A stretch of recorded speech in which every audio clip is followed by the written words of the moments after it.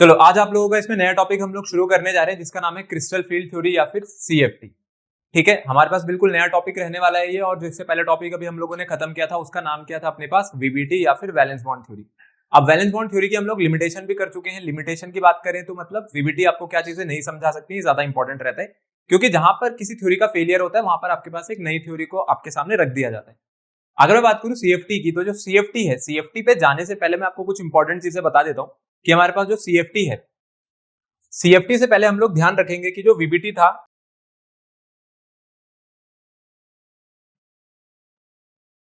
CFT से पहले हम लोग पढ़ के आए हैं वीबीटी। वीबीटी क्या कर सकती है? वीबीटी आपके पास प्रेडिक्ट कर सकती है। बताओ क्या प्रेडिक्ट कर रहा था ये आपके पास ज्योमेट्री प्रेडिक्ट कर रहा था कॉम्प्लेक्सेस की, है ना। जितने भी कॉम्प्लेक्सेस हम लोगों ने पढ़े थे ये उसकी क्या कर सकते हैं अपने पास, ज्योमेट्री को प्रेडिक्ट कर सकता है। अब मैंने आपको पहले भी बताया हुआ है कि प्रेडिक्शन का मतलब ये होता है कि भाई इस थ्योरी के अकॉर्डिंग ऐसा हो रहा है। ठीक है, अब ऐसा होता है या नहीं होता है, और कई जगह जो थ्योरीज है वो फेल भी हो जाती है, तो इसलिए हम लोग एक प्रेडिक्शन वर्ड का यूज करते हैं क्योंकि आपको जो मेथड सिखाया जाता है वो 100% एक्यूरेट नहीं होता है, उसमें भी एक्सेप्शंस होती है कहीं कहीं पे, और जहां एक्सेप्शन होती है वहां क्वेश्चन होता है। तो जो वीबीटी होती है, वीबीटी क्या करती है? ज्योमेट्री को प्रेडिक्ट करती है। और प्रेडिक्ट करने के लिए ज्योमेट्री को कौन सा कॉन्सेप्ट यूज करती थी ये? कौन से कॉन्सेप्ट को यूज करा था इसने? हाइब्रिडाइजेशन के। ठीक है, हाइब्रिडाइजेशन ही तो पढ़ के आए हम लोग अभी। इससे पहले क्या देखा था हम लोगों ने हाइब्रिडाइजेशन में? भाई sp3d2 है तो कह देंगे कि ऑक्टाहेड्रल ज्योमेट्री है। d2 sp3 पे भी ऑक्टाहेड्रल है, sp3 है dsp2 है, वहां पे टेट्राहेड्रल स्क्वायर प्लेनर हो जा रही थी। अब अगर आपको याद हो तो हाइब्रिडाइजेशन जो है ना हमारे पास, हाइब्रिडाइजेशन आप लोगों ने क्लास 11 में भी पढ़ा होगा। हाइब्रिडाइजेशन कैसा कॉन्सेप्ट होता है आपके पास? एक ये एक थ्योरेटिकल कॉन्सेप्ट है। ठीक है, थ्योरेटिकल कॉन्सेप्ट होने का मतलब है कि एक्चुअल में ऐसा होता है या नहीं होता इस बारे में नहीं पता। ठीक है, ये सिर्फ साइंटिस्ट लोगों ने एक थ्योरी प्रपोज करी है कि आपके पास जो हाइब्रिडाइज ऑर्बिटल्स हैं, अब हाइब्रिडाइज ऑर्बिटल्स का मतलब है ऑर्बिटल ओवरलैपिंग। यहां पर किस चीज का कॉन्सेप्ट है मेरे पास? एक ऑर्बिटल ओवरलैपिंग का। तो सबसे पहले तो हम लोग ध्यान रखेंगे कि हाइब्रिडाइजेशन कैसा कॉन्सेप्ट था, एक थ्योरेटिकल कॉन्सेप्ट है। तो इसका मतलब जो वीबीटी है ना, ये वीबीटी किसके ऊपर बेस्ड है? बताओ ये कॉन्सेप्ट किसके ऊपर बेस्ड था आपके पास? ये आपके पास बेस्ड है ऑर्बिटल ओवरलैपिंग पे। ठीक है, क्योंकि हमारे पास जो हाइब्रिडाइज्ड ऑर्बिटल्स होती है ना, जैसे आपके पास sp3 बन रहा है, sp3d2 बन रहा है, तो मतलब sp और d ऑर्बिटल्स एक साथ मिल रही है, तो मतलब ऑर्बिटल ओवरलैप हो रहा है। तो हाइब्रिडाइजेशन का कॉन्सेप्ट ही किस चीज का होता है हमारे पास? ऑर्बिटल ओवरलैपिंग का। तो वीबीटी कैसा कॉन्सेप्ट हो गया? एक ऑर्बिटल ओवरलैपिंग वाला। तो ये बात आप लोग ध्यान रखना कि प्योरली जो यहाँ पर प्योर कॉन्सेप्ट है जिसके ऊपर वीबीटी बेस है वो क्या चीज है मेरे पास? Orbital overlapping. ठीक है, अब यहाँ पे जो ओवरलैपिंग का, ये ऑर्बिटल ओवरलैपिंग का जो कॉन्सेप्ट था, इसमें हम लोगों ने क्या देखा था कि ये जो वीबीटी है ये कहां कहां मेन चीज में फेल हो रही थी, कहां कहां फेल हुई थी। सबसे पहली बात तो है कि ये strong field ligand weak field ligand के बारे में नहीं समझा सकता आपको। तो differentiating between strong field and weak field ligand. ठीक है, इस चीज का यहां पर कोई कॉन्सेप्ट ही नहीं है। दूसरी चीज क्या थी यहां पर? दूसरी चीज था आपके पास मैग्नेटिक बिहेवियर। ठीक है, मैग्नेटिक बिहेवियर को भी ये प्रेडिक्ट करता है, पर उसमें भी कई जगह हमारे पास एक्सेप्शन निकल करके आ जाती है। तो magnetic behaviour of all complexes. ठीक है, हर किसी कॉम्प्लेक्स के मैग्नेटिक बिहेवियर को नहीं समझा सकता।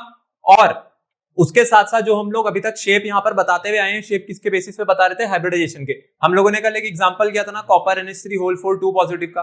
तो वो जो CuNH3 होल 4 2 पॉजिटिव है, उसकी हाइब्रिडाइजेशन के अकॉर्डिंग शेप कुछ और होनी चाहिए थी। हाइब्रिडाइजेशन मतलब कुछ और होनी चाहिए थी, जबकि एक्चुअल में कुछ और होती है। तो इसलिए हमने बोला कि वीबीटी जो थ्योरेटिकल कॉन्सेप्ट है वो किसके ऊपर बेस्ड है अपने पास? हाइब्रिडाइजेशन के ऊपर। तो ध्यान रहे कि हमारा जो फुल फोकस है वो इस बात पे रहना चाहिए कि ये कैसा कॉन्सेप्ट है मेरे पास? एक ऑर्बिटल ओवरलैपिंग वाला। ठीक है, जबकि सीएफटी ऐसा नहीं है। सीएफटी जो है आपके पास, सीएफटी आपका एक ऐसा कॉन्सेप्ट है जो कि ऑर्बिटल ओवरलैपिंग पे नहीं चलता है। ठीक है, ये आपके पास चलेगा इलेक्ट्रोस्टैटिक्स पे। जैसे आप फिजिक्स में इलेक्ट्रोस्टैटिक्स पढ़ते हो तो यहां पर इलेक्ट्रोस्टैटिक्स आने वाला है अभी। तो पहले आप लोग ये चीज लिख दो, फिर सीएफटी करते हैं आगे।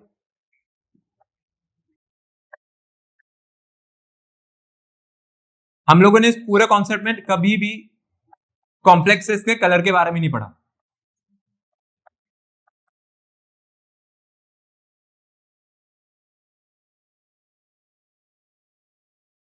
ठीक है, जो कॉम्प्लेक्सेस का कलर है ना, उसके बारे में भी यहाँ पर वीबीटी में कोई बात नहीं करी हुई है।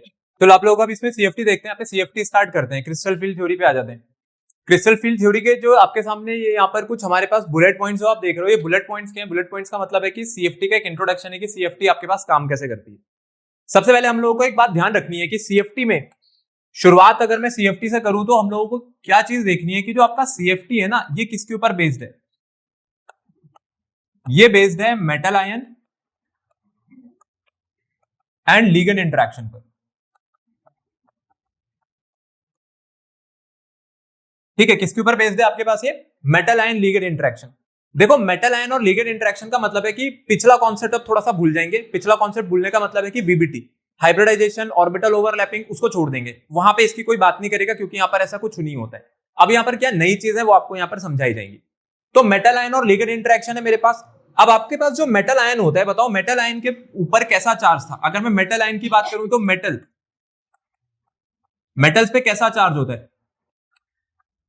Positive charge. और आपके पास जो लिगेंड्स है ना, लिगेंड्स हमारे पास दो तरीके की होती हैं, या तो नेगेटिव होती है या फिर ये न्यूट्रल होती है। और कुछ लिगेंड्स कैसा चार्ज रखती थी अपने पास? पॉजिटिव चार्ज भी रखती हैं। ठीक है, तो यहां पे अब आपके पास शुरुआत होने जा रही है चार्जेस पे। ठीक, अब ये मेरे पास कोई मूविंग चार्जेस तो नहीं है। ये चार्जेस कैसे हैं? जो रेस्ट पे रखे हुए होंगे, एक ही जगह रखे हुए होंगे। अब आप बताओ, आपने फिजिक्स में क्या पढ़ा हुआ है? अगर कोई भी चार्ज रेस्ट पे रखा हुआ है तो ये क्या करता है? अगर चार्ज आपके पास रेस्ट पे रखा हुआ है तो ये क्या करेगा मेरे पास? ये इलेक्ट्रिक फील्ड बनाता था। ठीक है, इस बारे में हम लोग पढ़ चुके हैं फिजिक्स में। आपको चैप्टर 1 में पढ़ा दिया गया होगा कि अगर आपका चार्ज रेस्ट पे रखा हुआ है तो वो क्या करेगा? वो अपने पास क्या बनाएगा? यहाँ पर इलेक्ट्रिक फील्ड बनाएगा। इसका मतलब है कि मेटल आयन जो कि पॉजिटिव चार्ज रख रहा है, ये भी इलेक्ट्रिक फील्ड बना रहा है और लिगेंड्स भी इलेक्ट्रिक फील्ड बनाएंगे। ठीक है, न्यूट्रल वाली जो है, न्यूट्रल वाली नहीं, जो चार्ज वाली है या पॉजिटिव चार्ज और न्यूट्रल वाली जो यहाँ पर है, इन सब के ऊपर ना है तो लोन पेयर, और लोन पेयर का मतलब इलेक्ट्रॉन होता है। तो ध्यान रहे कि चार्ज डेंसिटी तो हर जगह अवेलेबल है। तो अभी देखो, फील्ड इंटरेक्शन आपके सामने एक वर्ड आने जा रहा है। अभी आप लोग फील्ड इंटरेक्शन को समझना कि फील्ड इंटरेक्शन काम कैसे करेगी। तो मेरे पास मेटल आयन है, आपके मेटल आयन ने क्या करी होगी? बताओ, मेटल आयन ने क्या क्रिएट करी होगी? आपके मेटल आयन ने इलेक्ट्रिक फील्ड क्रिएट करी है। ठीक है, ये जो मेटल आयन है, मेटल आयन क्या कर रहा है? मेरे पास इलेक्ट्रिक फील्ड क्रिएट कर रहा है। और जो लिगेंड होती है ना, लिगेंड इस मेटल आयन की इलेक्ट्रिक फील्ड में क्या हो जाती है? अपने पास अट्रैक्ट हो जाती है। तो लिगेंड जो है, लिगेंड्स किसकी फील्ड की तरफ अट्रैक्ट होंगी? मेटल आयंस की फील्ड की तरफ। अब ये सीएफटी का कॉन्सेप्ट है। ठीक है, सीएफटी ऐसा कहती है कि भाई ऐसा होता है कि मेटल आयन इलेक्ट्रिक फील्ड बना रहा है और जो आपके पास लिगेंड्स है ये किसकी तरफ अट्रैक्ट हो जाएंगे? मेरे पास मेटल आयन की फील्ड की तरफ। तो हम लोग यहां पर लिख देते हैं ligands attracted towards metal ion field. जो भी आपका मेटल आयन था उसने जो फील्ड क्रिएट करी है, लिगेंड्स अपने पास उसकी तरफ अट्रैक्ट हो गई। बाकी लिगेंड्स में मैंने आपको बताया ना, लिगेंड्स आपके पास कैसे कैसे नेचर की हो सकती हैं? बताओ, लिगेंड्स में आपके पास यहाँ पे सारी ही लिगेंड्स आ गई, चाहे न्यूट्रल हो, चाहे नेगेटिवली चार्ज लिगेंड हो, चाहे अपने पास पॉजिटिवली चार्ज लिगेंड हो। ठीक है, ये होती है हमारे पास लिगेंड्स। तो लिगेंड्स क्या करेंगे? लिगेंड्स मेटल आयन की फील्ड की तरफ अट्रैक्ट होंगी और इसी के कारण आपके पास जो ज्योमेट्रीज है ना, कहते हैं वो ज्योमेट्रीज आपके पास एक पर्टिकुलर स्पेस में बन के आती है। वो चाहे टेट्राहेड्रल हो, चाहे ऑक्टाहेड्रल हो, चाहे आपके पास स्क्वायर प्लेनर ज्योमेट्री हो। अब वो देखेंगे कि आगे वो ज्योमेट्री बनते कैसे है, पर यहाँ पर जो नया कॉन्सेप्ट है उसको सीखेंगे। देखो, अब आप यहाँ पे बात समझना कि इसके बाद क्या होगा। ये जो लिगेंड है मेटल आयन की तरफ अट्रैक्ट हुई। ठीक है, अब मेटल आयन भी जो है, मेटल भी आपको पता होगा कि हम लोग मेटल्स कौन सी यूज कर रहे हैं। जो आपका सेंट्रल मेटल एटम है वो कोई लिथियम, सोडियम, पोटेशियम तो नहीं रहते हैं। सेंट्रल मेटल एटम कौन रहता है मेरे पास? यहाँ पे ट्रांजिशन एलिमेंट्स का मतलब है जो डी ब्लॉक एलिमेंट्स है। तो ये जितने भी मेटल है ना, इन सभी मेटल्स की कौन सी ऑर्बिटल इन्वॉल्व हो रही थी मेरे पास बॉन्डिंग में? डी ऑर्बिटल इन्वॉल्व हो रही थी। अब डी ऑर्बिटल्स के अंदर क्या रखे होंगे? आपके पास इलेक्ट्रॉन रखे होंगे। तो ये जो लिगेंड आ रही है, लिगेंड के पास क्या है? लिगेंड के पास लोन पेयर है। लोन पेयर का मतलब है चार्ज डेंसिटी है। तो जब ये अप्रोच करती है ना मेटल आयन को, तो उसकी जो डी ऑर्बिटल में रखे हुए इलेक्ट्रॉन है, तो होता क्या है? उसके कारण होती है रिपल्शन। और जब रिपल्शन होती है, किसके बीच में हो रही है रिपल्शन? लिगेंड्स के बीच में।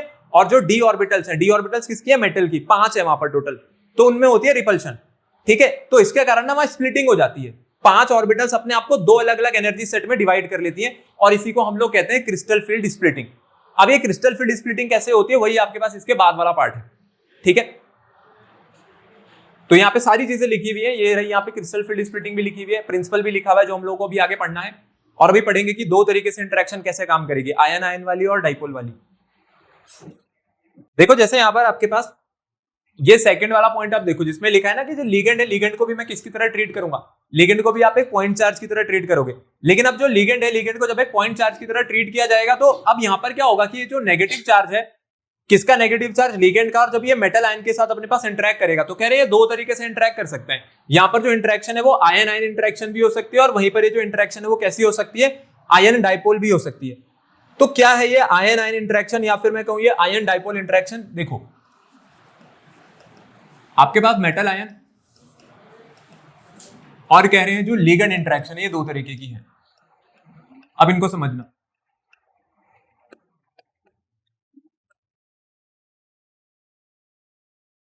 एक कह रहे हैं आयन आयन और दूसरी हो गई यहां से आयन डाइपोल। देखो आयन आयन इंटरेक्शन को समझो। आपका जो मेटल है, मेटल के ऊपर कैसा चार्ज होता है, पॉजिटिव का चार्ज होता है। अब 1 पॉजिटिव है, 2 पॉजिटिव है, 3 पॉजिटिव है, कितना भी है, तो मैंने उसको क्या लिख दिया यहाँ पर, कितना हो गया अपने पास, n पॉजिटिव है। वैसे ही आपके पास लिगेंड्स आएंगे, लिगेंड्स भी अपना कुछ चार्ज लेकर के आएंगे, लिगेंड्स के ऊपर चार्ज है, तो लिगेंड के ऊपर भी अगर चार्ज होगा तो लिगेंड के ऊपर चार्ज कैसा होता है, मेरे पास नेगेटिव चार्ज होता है।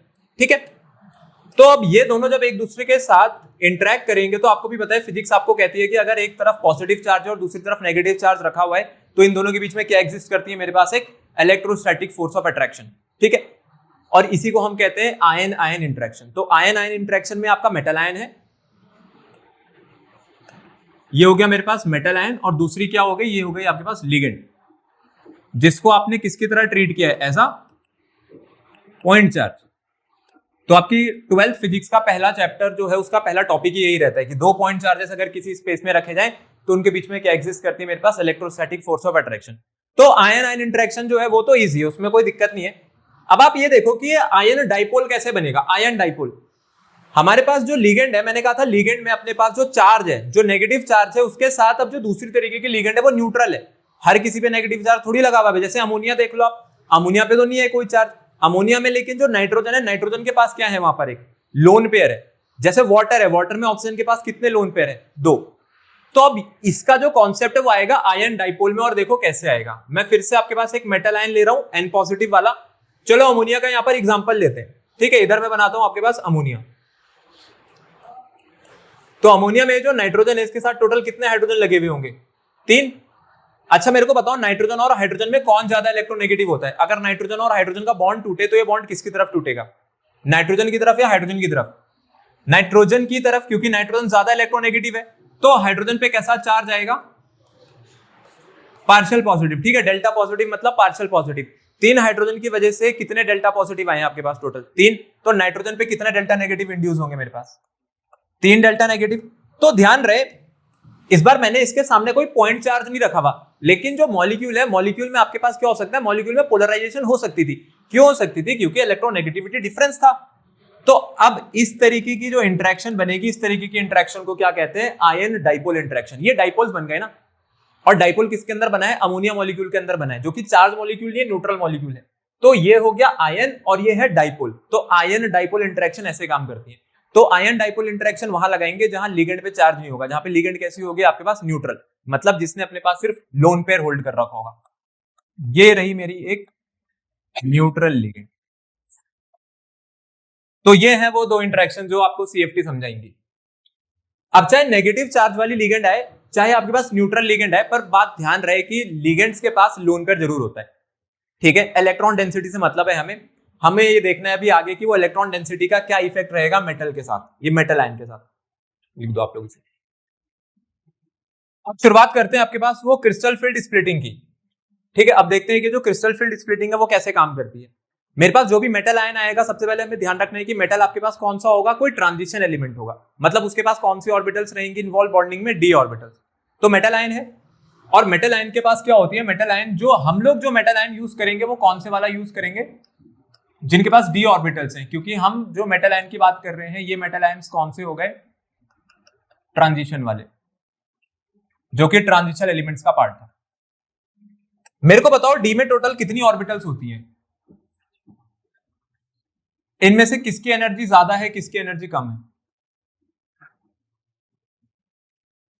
ये टोटल कितनी ऑर्बिटल्स है आपके पास डी में, 5। D x y, d y z, d z x, फिर d x square minus y square और लास्ट वाली का नाम क्या होता था डी जेड स्क्वायर। ठीक है, ये 5 ऑर्बिटल्स हैं। इन पांचों में से मैं आपसे पूछ रहा हूं कि किसकी एनर्जी सबसे ज्यादा है। क्या ऐसा होता है कि जैसे जैसे मैं आगे बढ़ूंगा वैसे वैसे एनर्जी बढ़ेगी, या सबकी एनर्जी बराबर है? बताओ। ध्यान रहे यहां पे कोई एनर्जी डिफरेंस नहीं है। ठीक है, इनको डी ऑर्बिटल्स को अभी कौन सा नाम दिया जाएगा मेरे पास? ये आपके पास डी जनरेटेड ऑर्बिटल्स है। कैसी ऑर्बिटल्स है अपने पास? ये डी जनरेटेड। इसका मतलब है कि ऑल हैव सेम एनर्जी। अभी इनमें कोई एनर्जी का कॉन्सेप्ट आपको नहीं लगाना, ठीक है, क्योंकि मैंने बोला ही नहीं लीगेंड आई, अभी तो लीगेंड है ही नहीं, अभी तो मेटल आयन की ऑर्बिटल है ही। तो ये जो 5 ऑर्बिटल्स है ना डी की, इनमें कोई एनर्जी डिफरेंस नहीं है। अब आती है आपके पास मेन चीज की, यहां पर होगा क्या?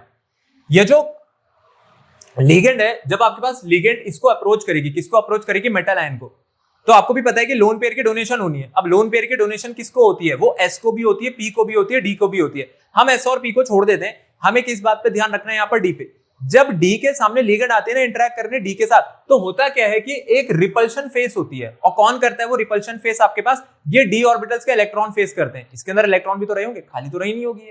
तो इलेक्ट्रॉन क्या करेंगे यहां पर? रिपल्शन फेस करेंगे। और किसकी वजह से हो रही है रिपल्शन? ये लीगेंड की वजह से, क्योंकि लीगेंड आ रहा है लोन पेयर डोनेट कराने। लोन पेयर का मतलब भी तो इलेक्ट्रॉन होता है, और इनकी ऑर्बिटल्स में भी क्या रखे हुए? इलेक्ट्रॉन। तो जो इलेक्ट्रॉन होते हैं ऑर्बिटल्स में रखे हुए, वो रिपेल होते हैं। अब इसके कारण ना ये डी ऑर्बिटल्स स्प्लिट हो जाएंगी। ठीक है, और कितने पार्ट में स्प्लिट होती है? 2 एनर्जी पार्ट में स्प्लिट होती है। एक होता है लोअर एनर्जी का और एक होता है हायर एनर्जी का, और इसी को हम लोग क्या नाम देते हैं अपने पास? Crystal field splitting. ठीक है, ये होती है आपके पास क्रिस्टल फील्ड स्प्लिटिंग। तो मेरे को ध्यान रखना है कि जो मेटल आयन और लीगेंड इंटरेक्शन थी ना, ये मेटल आयन और लीगेंड इंटरेक्शन ही किस चीज में रिजल्ट करेगी? किस चीज में रिजल्ट कर रही है मेरे पास? ये स्प्लिटिंग में। किसकी हुई स्प्लिटिंग? डी ऑर्बिटल्स की।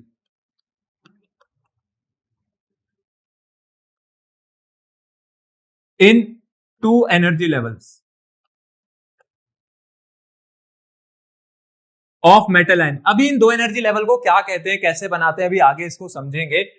तो जितना भी तक हम लोग पढ़ करके आए हैं उसके बेसिस पर हम लोग अगर समराइज करें तो क्या हुआ कि मेटल आयन और लिगेंड की जो इंटरेक्शन थी उसने क्या करा दी? उसने आपके पास स्प्लिटिंग करा दी। किसकी स्प्लिटिंग करा दी? डी ऑर्बिटल्स की। ठीक है, और ये डी ऑर्बिटल्स किसकी है मेरे पास? मेटल आयन की। स्प्लिटिंग का मतलब है 2 एनर्जी लेवल में बांट दिया। ठीक, अब यहां पे ये जो पार्ट था, अगर मैं आप लोगों से पूछूं तो जो CFT है ये कैसा कॉन्सेप्ट है? इसका कॉन्सेप्ट किसके ऊपर बेस्ड है?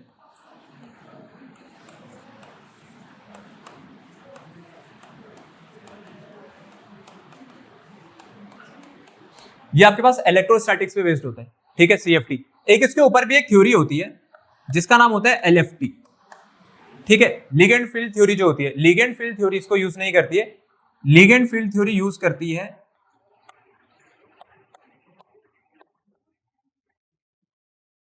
कोवैलेंसी को। किसको यूज करती है अपने पास? ये कोवैलेंसी को। मतलब यहां पर कोवैलेंट बॉन्डिंग वाला कॉन्सेप्ट है, ऑर्बिटल ओवरलैपिंग वाला हाइब्रिडाइजेशन होता है। यहां पर इलेक्ट्रोस्टैटिक्स का कॉन्सेप्ट है, और एक इससे एडवांस जो थ्योरी है LFT, वो किसको यूज करती है मेरे पास? कोवैलेंसी को। ध्यान रहिए, एक एडवांस्ड वर्जन है, या आपके पास एक और एडवांस्ड थ्योरी है as compare to CFT and VBT, but आप लोगों के सिलेबस में नहीं है। ठीक है, आपको नहीं पढ़नी है, तो ऐसा मत समझना बस CFT सब कुछ होता है। CFT से ऊपर भी है, बट आपको बाद में पढ़ाएंगे कभी।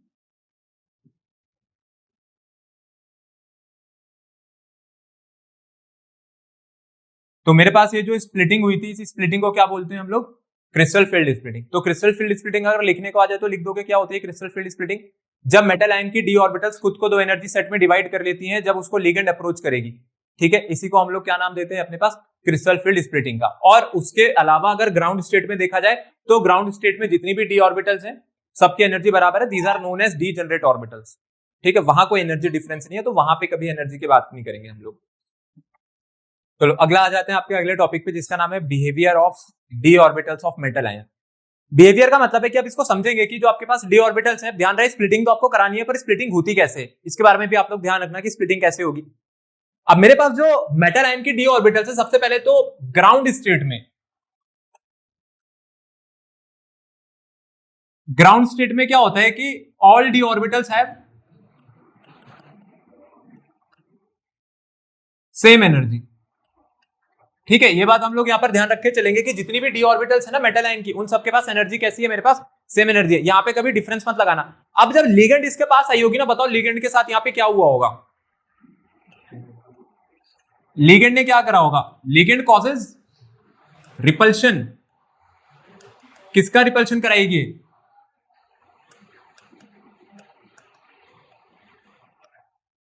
Electron between electron present in d orbitals। ठीक है, जो आपके पास लिगेंड आ रही है ना, लिगेंड क्या कर रही है? लिगेंड आपके पास जो d ऑर्बिटल्स है उसमें प्रेजेंट जो इलेक्ट्रॉन उसके बीच में अपने पास रिपल्शन करा रही है। लेकिन अब बात सारी की सारी ये होती है कि जो इलेक्ट्रॉन है, अगर आप एक इलेक्ट्रॉन भर रहे हो ना, तो एक इलेक्ट्रॉन, दो इलेक्ट्रॉन, तीन इलेक्ट्रॉन, चार, पांच, यहां तक आप जाओ तो आपको भी पता है मैं एक एक करके ही आगे बढ़ूंगा। X y, y z, z x, x square minus y square और जेड स्क्वायर। अभी इस बात से फर्क नहीं पड़ता है कि वो इलेक्ट्रॉन कहां था, क्योंकि वो जहां भी रहा हो अभी उसकी एनर्जी क्या रहेगी, चाहे वो पहले में रहे चाहे पांचवें में रहे, एनर्जी कैसी है मेरे पास? सेम है। कब तक सेम है? जब तक वो ग्राउंड स्टेट में है। तो मैं ये कह सकता हूं कि electron can occupy any of the 5 orbitals. जो आपका इलेक्ट्रॉन है वो क्या कर सकता है? पांचों में से कोई भी एक ऑक्यूपाई कर ले। Can occupy any of the 5 degenerate orbitals. ठीक है, और डीजनरेंसी का जो मेरे पास मीनिंग है, इसका मीनिंग आप जानते हो कि इसका मीनिंग क्या था? अपने पास सबकी एनर्जी जो है वो सेम है। ठीक है, लेकिन अब जब रिपल्शन होगी ना, तो रिपल्शन के लिए हमें क्या देखना है? रिपल्शन के लिए देखना है कि ओरिएंटेशन। अपने पास जो डी ऑर्बिटल्स हैं, इनकी ओरिएंटेशन कैसी होती है मेरे पास? अलग अलग। ठीक है, अब अलग अलग ओरिएंटेशन होने का मतलब क्या होता है, इस चीज को आप लोग समझना। 11th में भी वैसे आप लोगों ने बनाया हुआ है। सबसे पहली ऑर्बिटल कौन सी रहती थी? dx y। ठीक है, एक एग्जांपल के लिए, जैसे मैंने ये पहली वाली जो ऑर्बिटल बनाई है, कौन सी हो गई आपके पास? dxy हो गई। देखो ये ना एक्सेस के बीच में पड़ रही है। ठीक है, ये एक्सेस के बीच में पड़ रही है, अलोंग द एक्सेस नहीं पड़ रही है, ये एक्सेस के बीच में बन रखी है। तो जैसे xy बनती है वैसी कौन सी बनती थी अपने पास? जो dyz है, dyz भी आप ऐसे ही बना सकते हो। ठीक है, इसको नाम दे दो dyz, इस एक्सिस को y बोल दो, इस z बोल दो, और एक और जो होती है वो कौन सी होती है मेरे पास? zx। ये भी एक्सेस के बीच में ही पड़ेगी। तो अपने पास जो तीन सेट है ना ऑर्बिटल्स के, वो तो कैसे हैं? वो ऐसे हैं जो कि आपके पास एक्सिस के बीच में पड़ने वाले हैं। लेकिन अब आने जा रही है आपके पास एक फोर्थ ऑर्बिटल, जो कि किस नाम से पढ़ाई जाती है आपको? X square minus y square. अच्छा, ये कैसे बनती है? ये बनती है मेरे पास अलोंग द एक्सिस। कैसे बन गई आपके पास ये? Along the axis. जो आप एक्सिस बनाते हो ना, ये एक्सिस पर ही बन रखी है, ये एक्सिस के बीच में नहीं है, ये एक्सिस पर ही है। और वैसी एक और होती है, उसका नाम क्या रहता था? dz square. और वो कैसी होती थी? dz स्क्वायर कैसे बनवाते थे आपको? कुछ इस तरीके से, ये बीच में ऐसे रहता था हमारे पास, फिर यहां से एक जो लोब है ऊपर की तरफ, और फिर यहीं से एक लोब नीचे की तरफ। और कौन सी एक्सिस के अलोंग बनता था ये? z एक्सिस के। बाकी ये हो गई x square minus y square वाली। तो जो लास्ट वाली मैंने बनाई है, ये कौन सी हो गई? dz square. तो मेरे पास जो पहली तीन है ना, ये पहली तीन ऑर्बिटल्स कैसी हैं? ये बिटवीन एक्सेस है, और आखिरी की दो कैसी हैं मेरे पास? ये अलोंग द एक्सेस है। तो ओरिएंटेशन में ना डिफरेंस आ गया। ओरिएंटेशन में अगर फर्क आ गया ना, तो रिपल्शन में भी फर्क आ जाएगा। होता क्या है, पहले मैं आपको इसी के लिए समझाता हूं। अलोंग द एक्सेस, जो अलोंग द एक्सेस बनी हुई है, जब लिगेंड आकर के किसी भी ऐसे इलेक्ट्रॉन को अप्रोच करेगी जो यहां पर या यहां पे रखा हुआ है, तो यहां पे ना आमने सामने टकराते हैं। बिल्कुल जैसे आप ऐसे समझना कि दो कार आकर के आमने सामने टकरा रही है। ठीक है, जबकि इसमें क्या होगा, जब इससे टकराएगा ना, तो या तो साइड से टकराएगा या पार्शियल। इसके साथ जब इंटरेक्शन होगी तो पार्शियल होगी, टक्कर कभी भी आमने सामने नहीं होगी। लेकिन यहां पर कैसी होगी? बिल्कुल आमने सामने। तो आपको भी पता है जो इंपैक्ट है, अगर दो गाड़ियां बिल्कुल आमने सामने आके सीधी टकराए तो इंपैक्ट मैक्सिमम होता है, तो सबसे ज्यादा डैमेज वहीं पर है। और यहां पर डैमेज किसके थ्रू मिल रहा है? रिपल्शन के थ्रू। तो जो रिपल्शन है ना, सबसे ज्यादा रिपल्शन कौन फेस करेगा यहां पर? वो ये दोनों फेस करेंगे। कौन सी? अलोंग द एक्सेस वाली। ये होता है आपके पास हेड ऑन रिपल्शन का केस।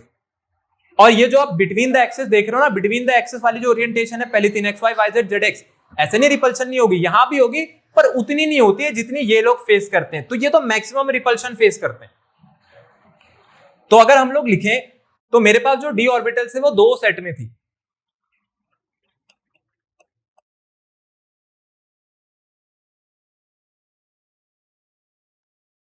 जो बिटवीन द एक्सेस है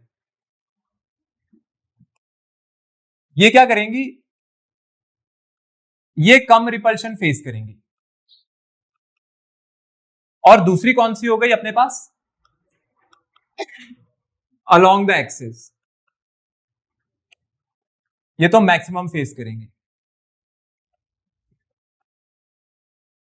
ठीक है, अब इसी के बेसिस पे अब आपको पढ़ाने जा रहे हैं हम लोग आगे कि कैसे बनते हैं वो दो एनर्जी सेट। ठीक है, अब इनमें से तीन ऐसी है, तीन सेट, ये तीनों, इन तीनों पर जो रिपल्सिव फोर्स है वो बराबर लगेगा और इन दोनों पे बराबर लगेगा, इसलिए दो सेट बनेंगे। एक सेट में ये तीनों आएंगे और अगले सेट में फिर ये दोनों आएंगे मेरे पास। ठीक है, तो बना दो इसको, फिर स्प्लिटिंग पर चलते हैं सीधा।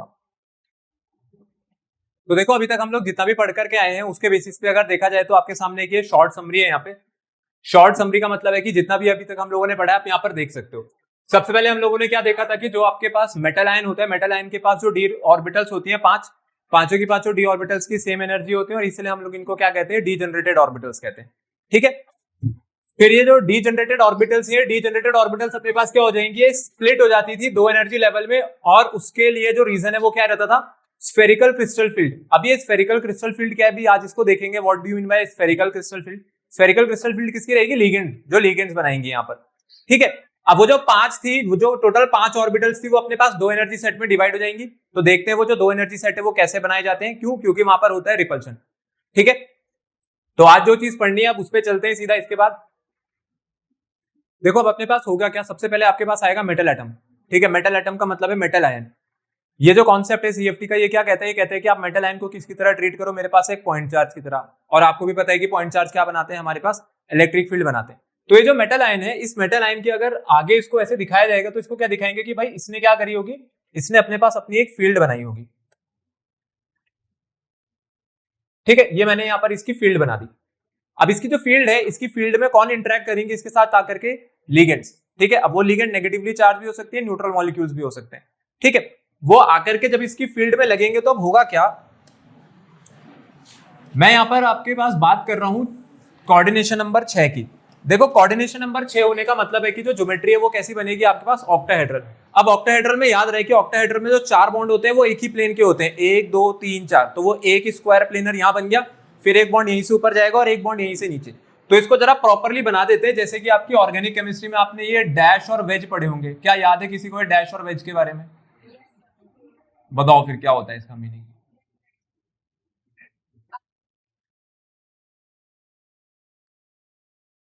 बिल्कुल सही, above the plane and below the plane तो है, पर कौन सा अबव द प्लेन और कौन सा बिलो द प्लेन।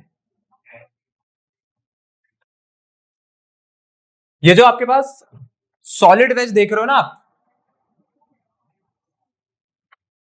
ये जो मैंने यहां पर बना रखा है इसको हम कहते हैं सॉलिड वेज। ठीक है, ये जो आप कंप्लीटली यहाँ पे फील्ड देख रहे हो व्हाइट कलर से, सॉलिड वेज है, और ये डैश्ड वेज होती है।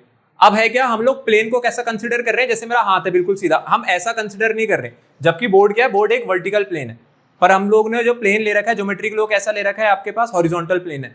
तो मतलब जो मेरा हाथ है, मेरे हाथ पे ही क्या रखे हुए, यहाँ पे चार लिगेंड रखी हुई है, पर अब इसमें से दो लिगेंड जब बॉन्ड बनाएगी तो दो लिगेंड का बॉन्ड बाहर की तरफ होगा और दो लिगेंड का बॉन्ड यहीं से पीछे।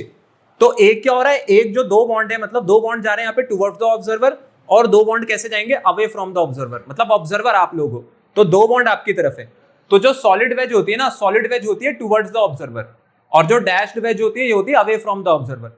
ठीक है, अब ये मेरे हाथ पे यहाँ पे क्या रखे हुए, यहाँ पे चार लिगेंड तो ये रखी हुई, अब एक लिगेंड यहीं से ऊपर और एक लिगेंड यहीं से नीचे। तो ये है आपके पास क्रिस्टल फील्ड थ्योरी का कॉन्सेप्ट। तो ध्यान रहे अभी हम लोगों ने जो यहां पर रिप्रेजेंटेशन करी है वो कैसी है, अपने पास ऑक्टाहेड्रल फील्ड वाली है।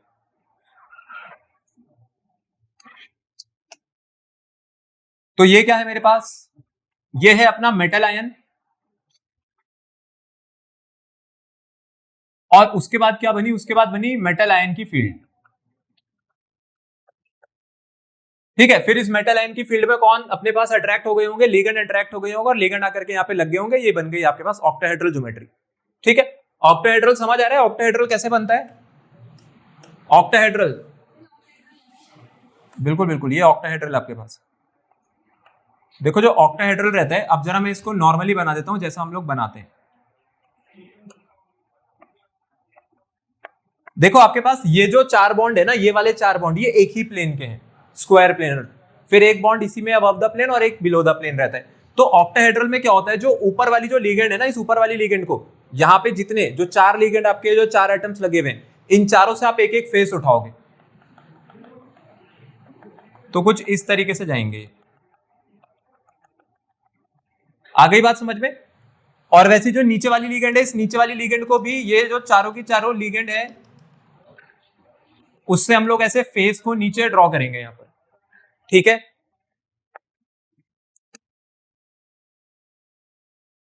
बाकी क्योंकि ये चारों लिगेंड एक ही प्लेन की है तो मैं ये ग्रीन कलर से बना देता हूं ताकि आपको समझ आ जाए कि वो चारों की चारों एक ही लिगेंड, चारों की चारों लिगेंड एक ही प्लेन की। और इस तरीके से हम यहाँ पर अपने मॉलिक्यूल को एनक्लोज कर देंगे, जो कि आपको कैसे स्ट्रक्चर के बारे में बता रहा है यहाँ पर, ऑक्टाहेड्रल। तो अभी आज जो बात होगी वो कंप्लीटली ऑक्टाहेड्रल फील्ड की होगी।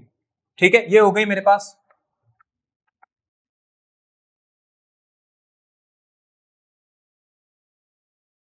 ऑक्टाहेड्रल ज्योमेट्री या फिर एक ऐसी फील्ड जो कि लिगेंड ने क्रिएट करी थी। ठीक है, लिगेंड्स की वजह से, लिगेंड्स ने आकर के आपके मेटल आयन को एनक्लोज कर लिया है। ठीक है, तो बस अब आप ये लोग बना दो।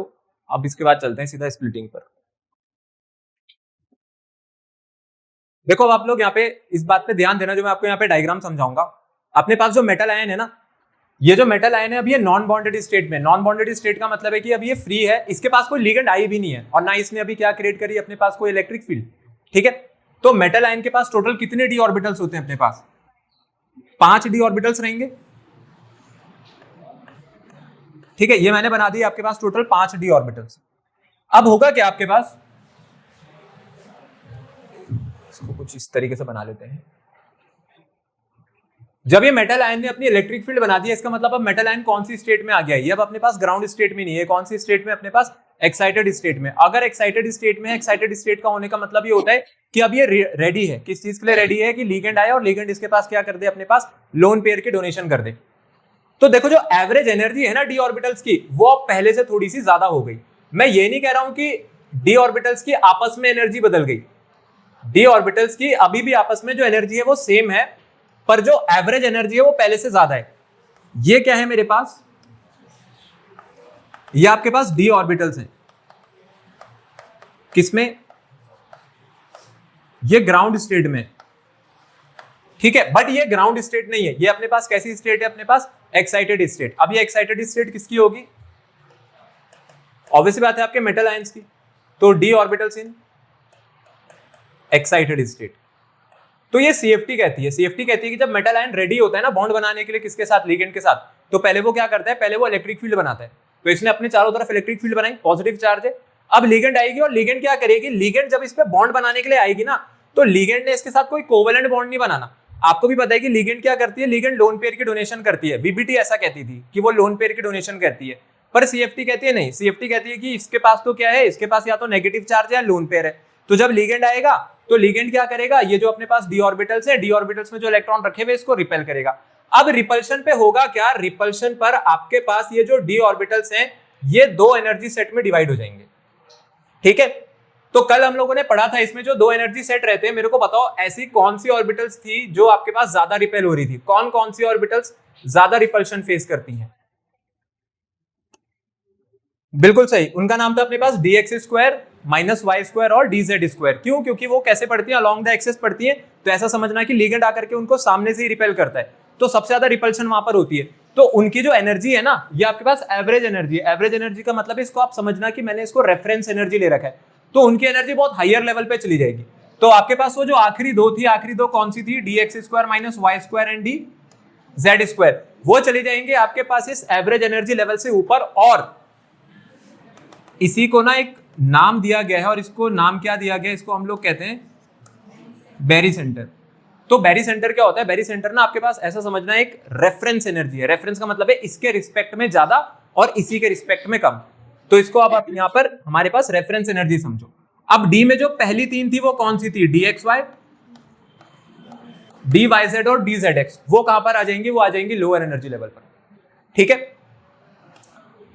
तो आपके पास जो एनर्जी है, अब एनर्जी के लिए आप यहाँ पे एक टर्म समझना। पहले मैं यहाँ पे सारी डी ऑर्बिटल्स को नाम दे देता हूं, d x y, d y z, d z x, बाकी ये x square minus y square और लास्ट वाली हो गई डी जेड स्क्वायर।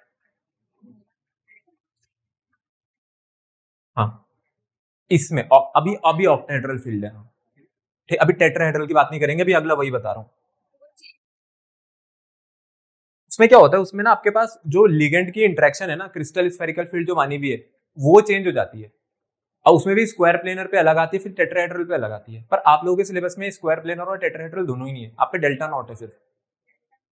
हाँ, मतलब crystal field splitting energy in octahedral field, ना कि टेट्राहेड्रल फील्ड, वो है नहीं। बट मैं उसको आगे बता दूंगा, कोई दिक्कत नहीं है। देखो अभी आप लोग यहाँ पे बैरी सेंटर को समझना। बैरी सेंटर क्या है मेरे पास? बैरी सेंटर हो गई आपके पास एक रेफरेंस लाइन हो गई भाई। ठीक है, रेफरेंस लाइन का मतलब ऐसे समझो कि यहाँ पर जो एनर्जी है वो कितनी अवेलेबल थी आपके पास? टोटल 100% थी। ठीक है, 100% एनर्जी यहाँ पर अवेलेबल है। अब ये जो एनर्जी होती है ना, ये पता है क्या कहते हैं? इसको हम कहते हैं क्रिस्टल फील्ड स्प्लिटिंग एनर्जी। ये जो टोटल एनर्जी थी, इस टोटल एनर्जी का नाम क्या होता है यहाँ पर? Crystal field splitting energy. मतलब ये वो एनर्जी है जिस एनर्जी के कारण डी ऑर्बिटल्स की क्या हुई है? अपने पास स्प्लिटिंग हुई है। और ये स्प्लिटिंग किसके अंदर हुई है? ये स्प्लिटिंग हुई है स्फेरिकल क्रिस्टल फील्ड के अंदर, जो कि किसने बनाई थी आपके पास? लिगेंड्स ने। ठीक है, तो उसको हम लोग किससे डिनोट करते हैं? यहाँ पर ना एक लेटर होता है, इसको ऐसे डिनोट किया जाता है डेल्टा नॉट से। तो ये जो नॉट है ना, इसका मतलब है ओ। इसको कहते हैं crystal field splitting energy in octahedral field. ठीक है, इसका नाम है क्रिस्टल फील्ड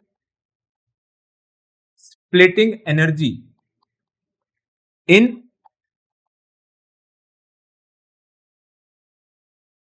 ऑक्टाहेड्रल फील्ड। ठीक है, मतलब वो जो ये आपके पास वो एनर्जी है जो कि यहां पर किस काम आई थी? आपके डी ऑर्बिटल्स को स्प्लिट करने में। तो अब उस एनर्जी का आपको भी पता होगा कि energy can nether be created nor be destroyed, can only be transform. तो ये एनर्जी कहीं तो गई होगी ना। तो कहते हैं कि ये जो पहली जो तीन ऑर्बिटल्स है ना, 40% हिस्सा इसके पास चला गया, इन तीन के पास, और 60% हिस्सा इसके पास चला गया। तो देखो 60% का मतलब क्या होता है? 60% का मतलब होता है 3/5। तो 3/5 ऑफ डेल्टा नॉट, 60% यही तो होगा 3/5।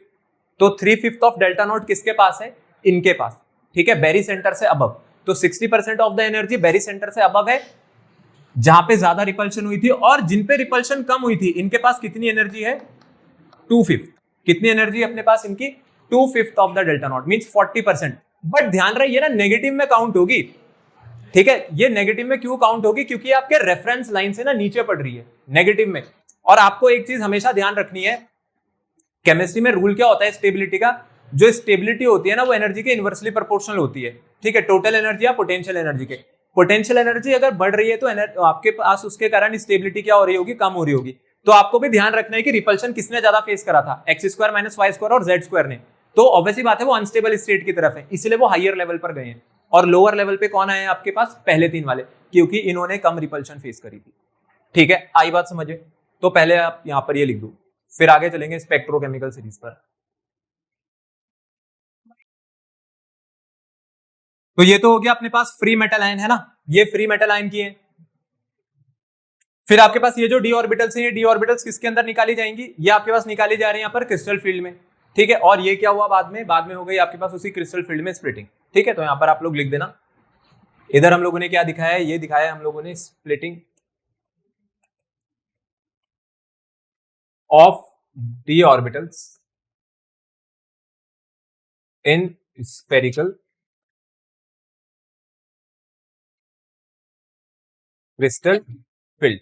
और अब आप लोगों को इसका मीनिंग समझ आया कि यहाँ पर ये क्रिस्टल वर्ड इन्होंने क्यों यूज करा है? जो क्रिस्टल वर्ड यूज हो रहा है क्यों? क्योंकि जो ऑक्टाहेड्रल ज्योमेट्री बन रही है ना, अगर आप देखोगे तो आपके मेटल आयन को लिगेंड ने एनक्लोज कर लिया है। ठीक है, जैसे आपके पास डायमंड होते हैं ना, डायमंड की शेप होती है, तो ज्यादातर वो ऑक्टाहेड्रल जो होते हैं ऑक्टाहेड्रल शेप्स में रहते हैं।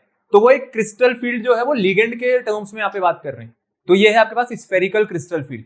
ठीक है, तो ये स्फेरिकल क्रिस्टल फील्ड के अंदर स्प्लिटिंग हुई है जब लिगेंड आके उससे लग गया है। और जब वो लिगेंड के साथ लगने के लिए जस्ट रेडी हो रहा था तब मेटल आयन ने क्या क्रिएट करी थी, अपनी फील्ड, तो वो एक्साइटेड स्टेट में आ गया था। तो ये आपके पास वो डी ऑर्बिटल्स हैं अपने पास एक्साइटेड स्टेट में, या फिर आप लिख दो और इन क्रिस्टल फील्ड। ठीक है, क्रिस्टल फील्ड के अंदर, मतलब अभी स्प्लिटिंग नहीं होगी, स्प्लिटिंग तब होगी जब लिगेंड अप्रोच करेगा। फिर स्पेक्ट्रोकेमिकल सीरीज करते हैं, फिर आपका शुरू करते हैं इसमें आज कॉन्फ़िगरेशन। देखो यहाँ पर अब आपके पास ना एक नया रूल आएगा। नया रूल होने का मतलब है कि कॉन्फ़िगरेशन लिखने के लिए आपको बता रहा हूँ, जब हम लोगों ने D and F block elements करा था तो कुछ वहां पर एक्सेप्शंस बन रहे थे, जहां पर एक्सेप्शन में कहते थे कि इसकी जो कॉन्फ़िगरेशन है ना वो T2G3 हो रही है, और उसको कहते थे ये हाफ फील्ड है। पर आपकी नजर में हाफ फील्ड D5 होता था, पर उनकी नजर में वहां पे जो हाफ फील्ड है वो T3 हुआ करता था। तो अब आपके पास आ रहा है ये T3 और ये जो E वहां पर यूज होते थे, ये क्या चीज है? देखो आपके पास ये जो तीन ऑर्बिटल लोअर लेवल पे गई है ना, इस वाले लेवल का नाम क्या होता है मेरे पास? इसका नाम होता है T2G। ठीक है, और जो अपर लेवल पे गई है या जो हायर एनर्जी लेवल पे गई है, इसका नाम क्या होता है अपने पास? EG। तो अब आपको ध्यान रखना है कि जो डी में जो 5 ऑर्बिटल्स थी वो 2 एनर्जी पार्ट में स्प्लिट हो गई, जिसमें T2G में कितनी ऑर्बिटल्स है अपने पास? टोटल 3, और EG में कितनी ऑर्बिटल्स है? 2। रूल कोई नहीं भूलेगा, रूल आज भी वही सेम है इलेक्ट्रॉन भरने का, कि पहले इलेक्ट्रॉन मेरे पास लोअर एनर्जी लेवल को जाएंगे, फिर उसके बाद कहां पर जाएंगे? हायर एनर्जी लेवल पे। लेकिन अब एक चीज अगर मैं आपसे पूछूं कि चलो आपके पास जब तक 3 इलेक्ट्रॉन भरने तब तक तो कोई दिक्कत नहीं है, क्यों? क्योंकि पहला यहां जाएगा, दूसरा यहां जाएगा, तीसरा जाएगा। लेकिन अगर अब आ गया चौथा इलेक्ट्रॉन, तो चौथा इलेक्ट्रॉन हम कैसे डिसाइड करेंगे कि मैं चौथा इलेक्ट्रॉन यहां भेजूं या यहीं पेयर कर दूं? आ रही है बात समझ में? फोर्थ इलेक्ट्रॉन, 3 तक तो कोई दिक्कत नहीं है, 1 है 2 है 3 है, वो यहीं भरने हैं हमेशा, ऊपर को आप कभी नहीं छेड़ोगे EG को। लेकिन जब 4th 5th 6th इलेक्ट्रॉन्स तक की बारी आएगी तब क्या करेंगे? मेरा कहने का मतलब है कि 3 इलेक्ट्रॉन आपने यहां भरे, तो चौथा इलेक्ट्रॉन या तो आप यहीं पेयर कराओ, या फिर वो चौथा इलेक्ट्रॉन निकल करके कहां जाएगा? EG लेवल पर। ठीक है, ये चीज अब हमें आगे सीखनी है, और ये चीज आपको सिखाएगी अब क्रिस्टल फील्ड थ्योरी। देखो कैसे, चले आगे। ये तो कर दिया ना सबने?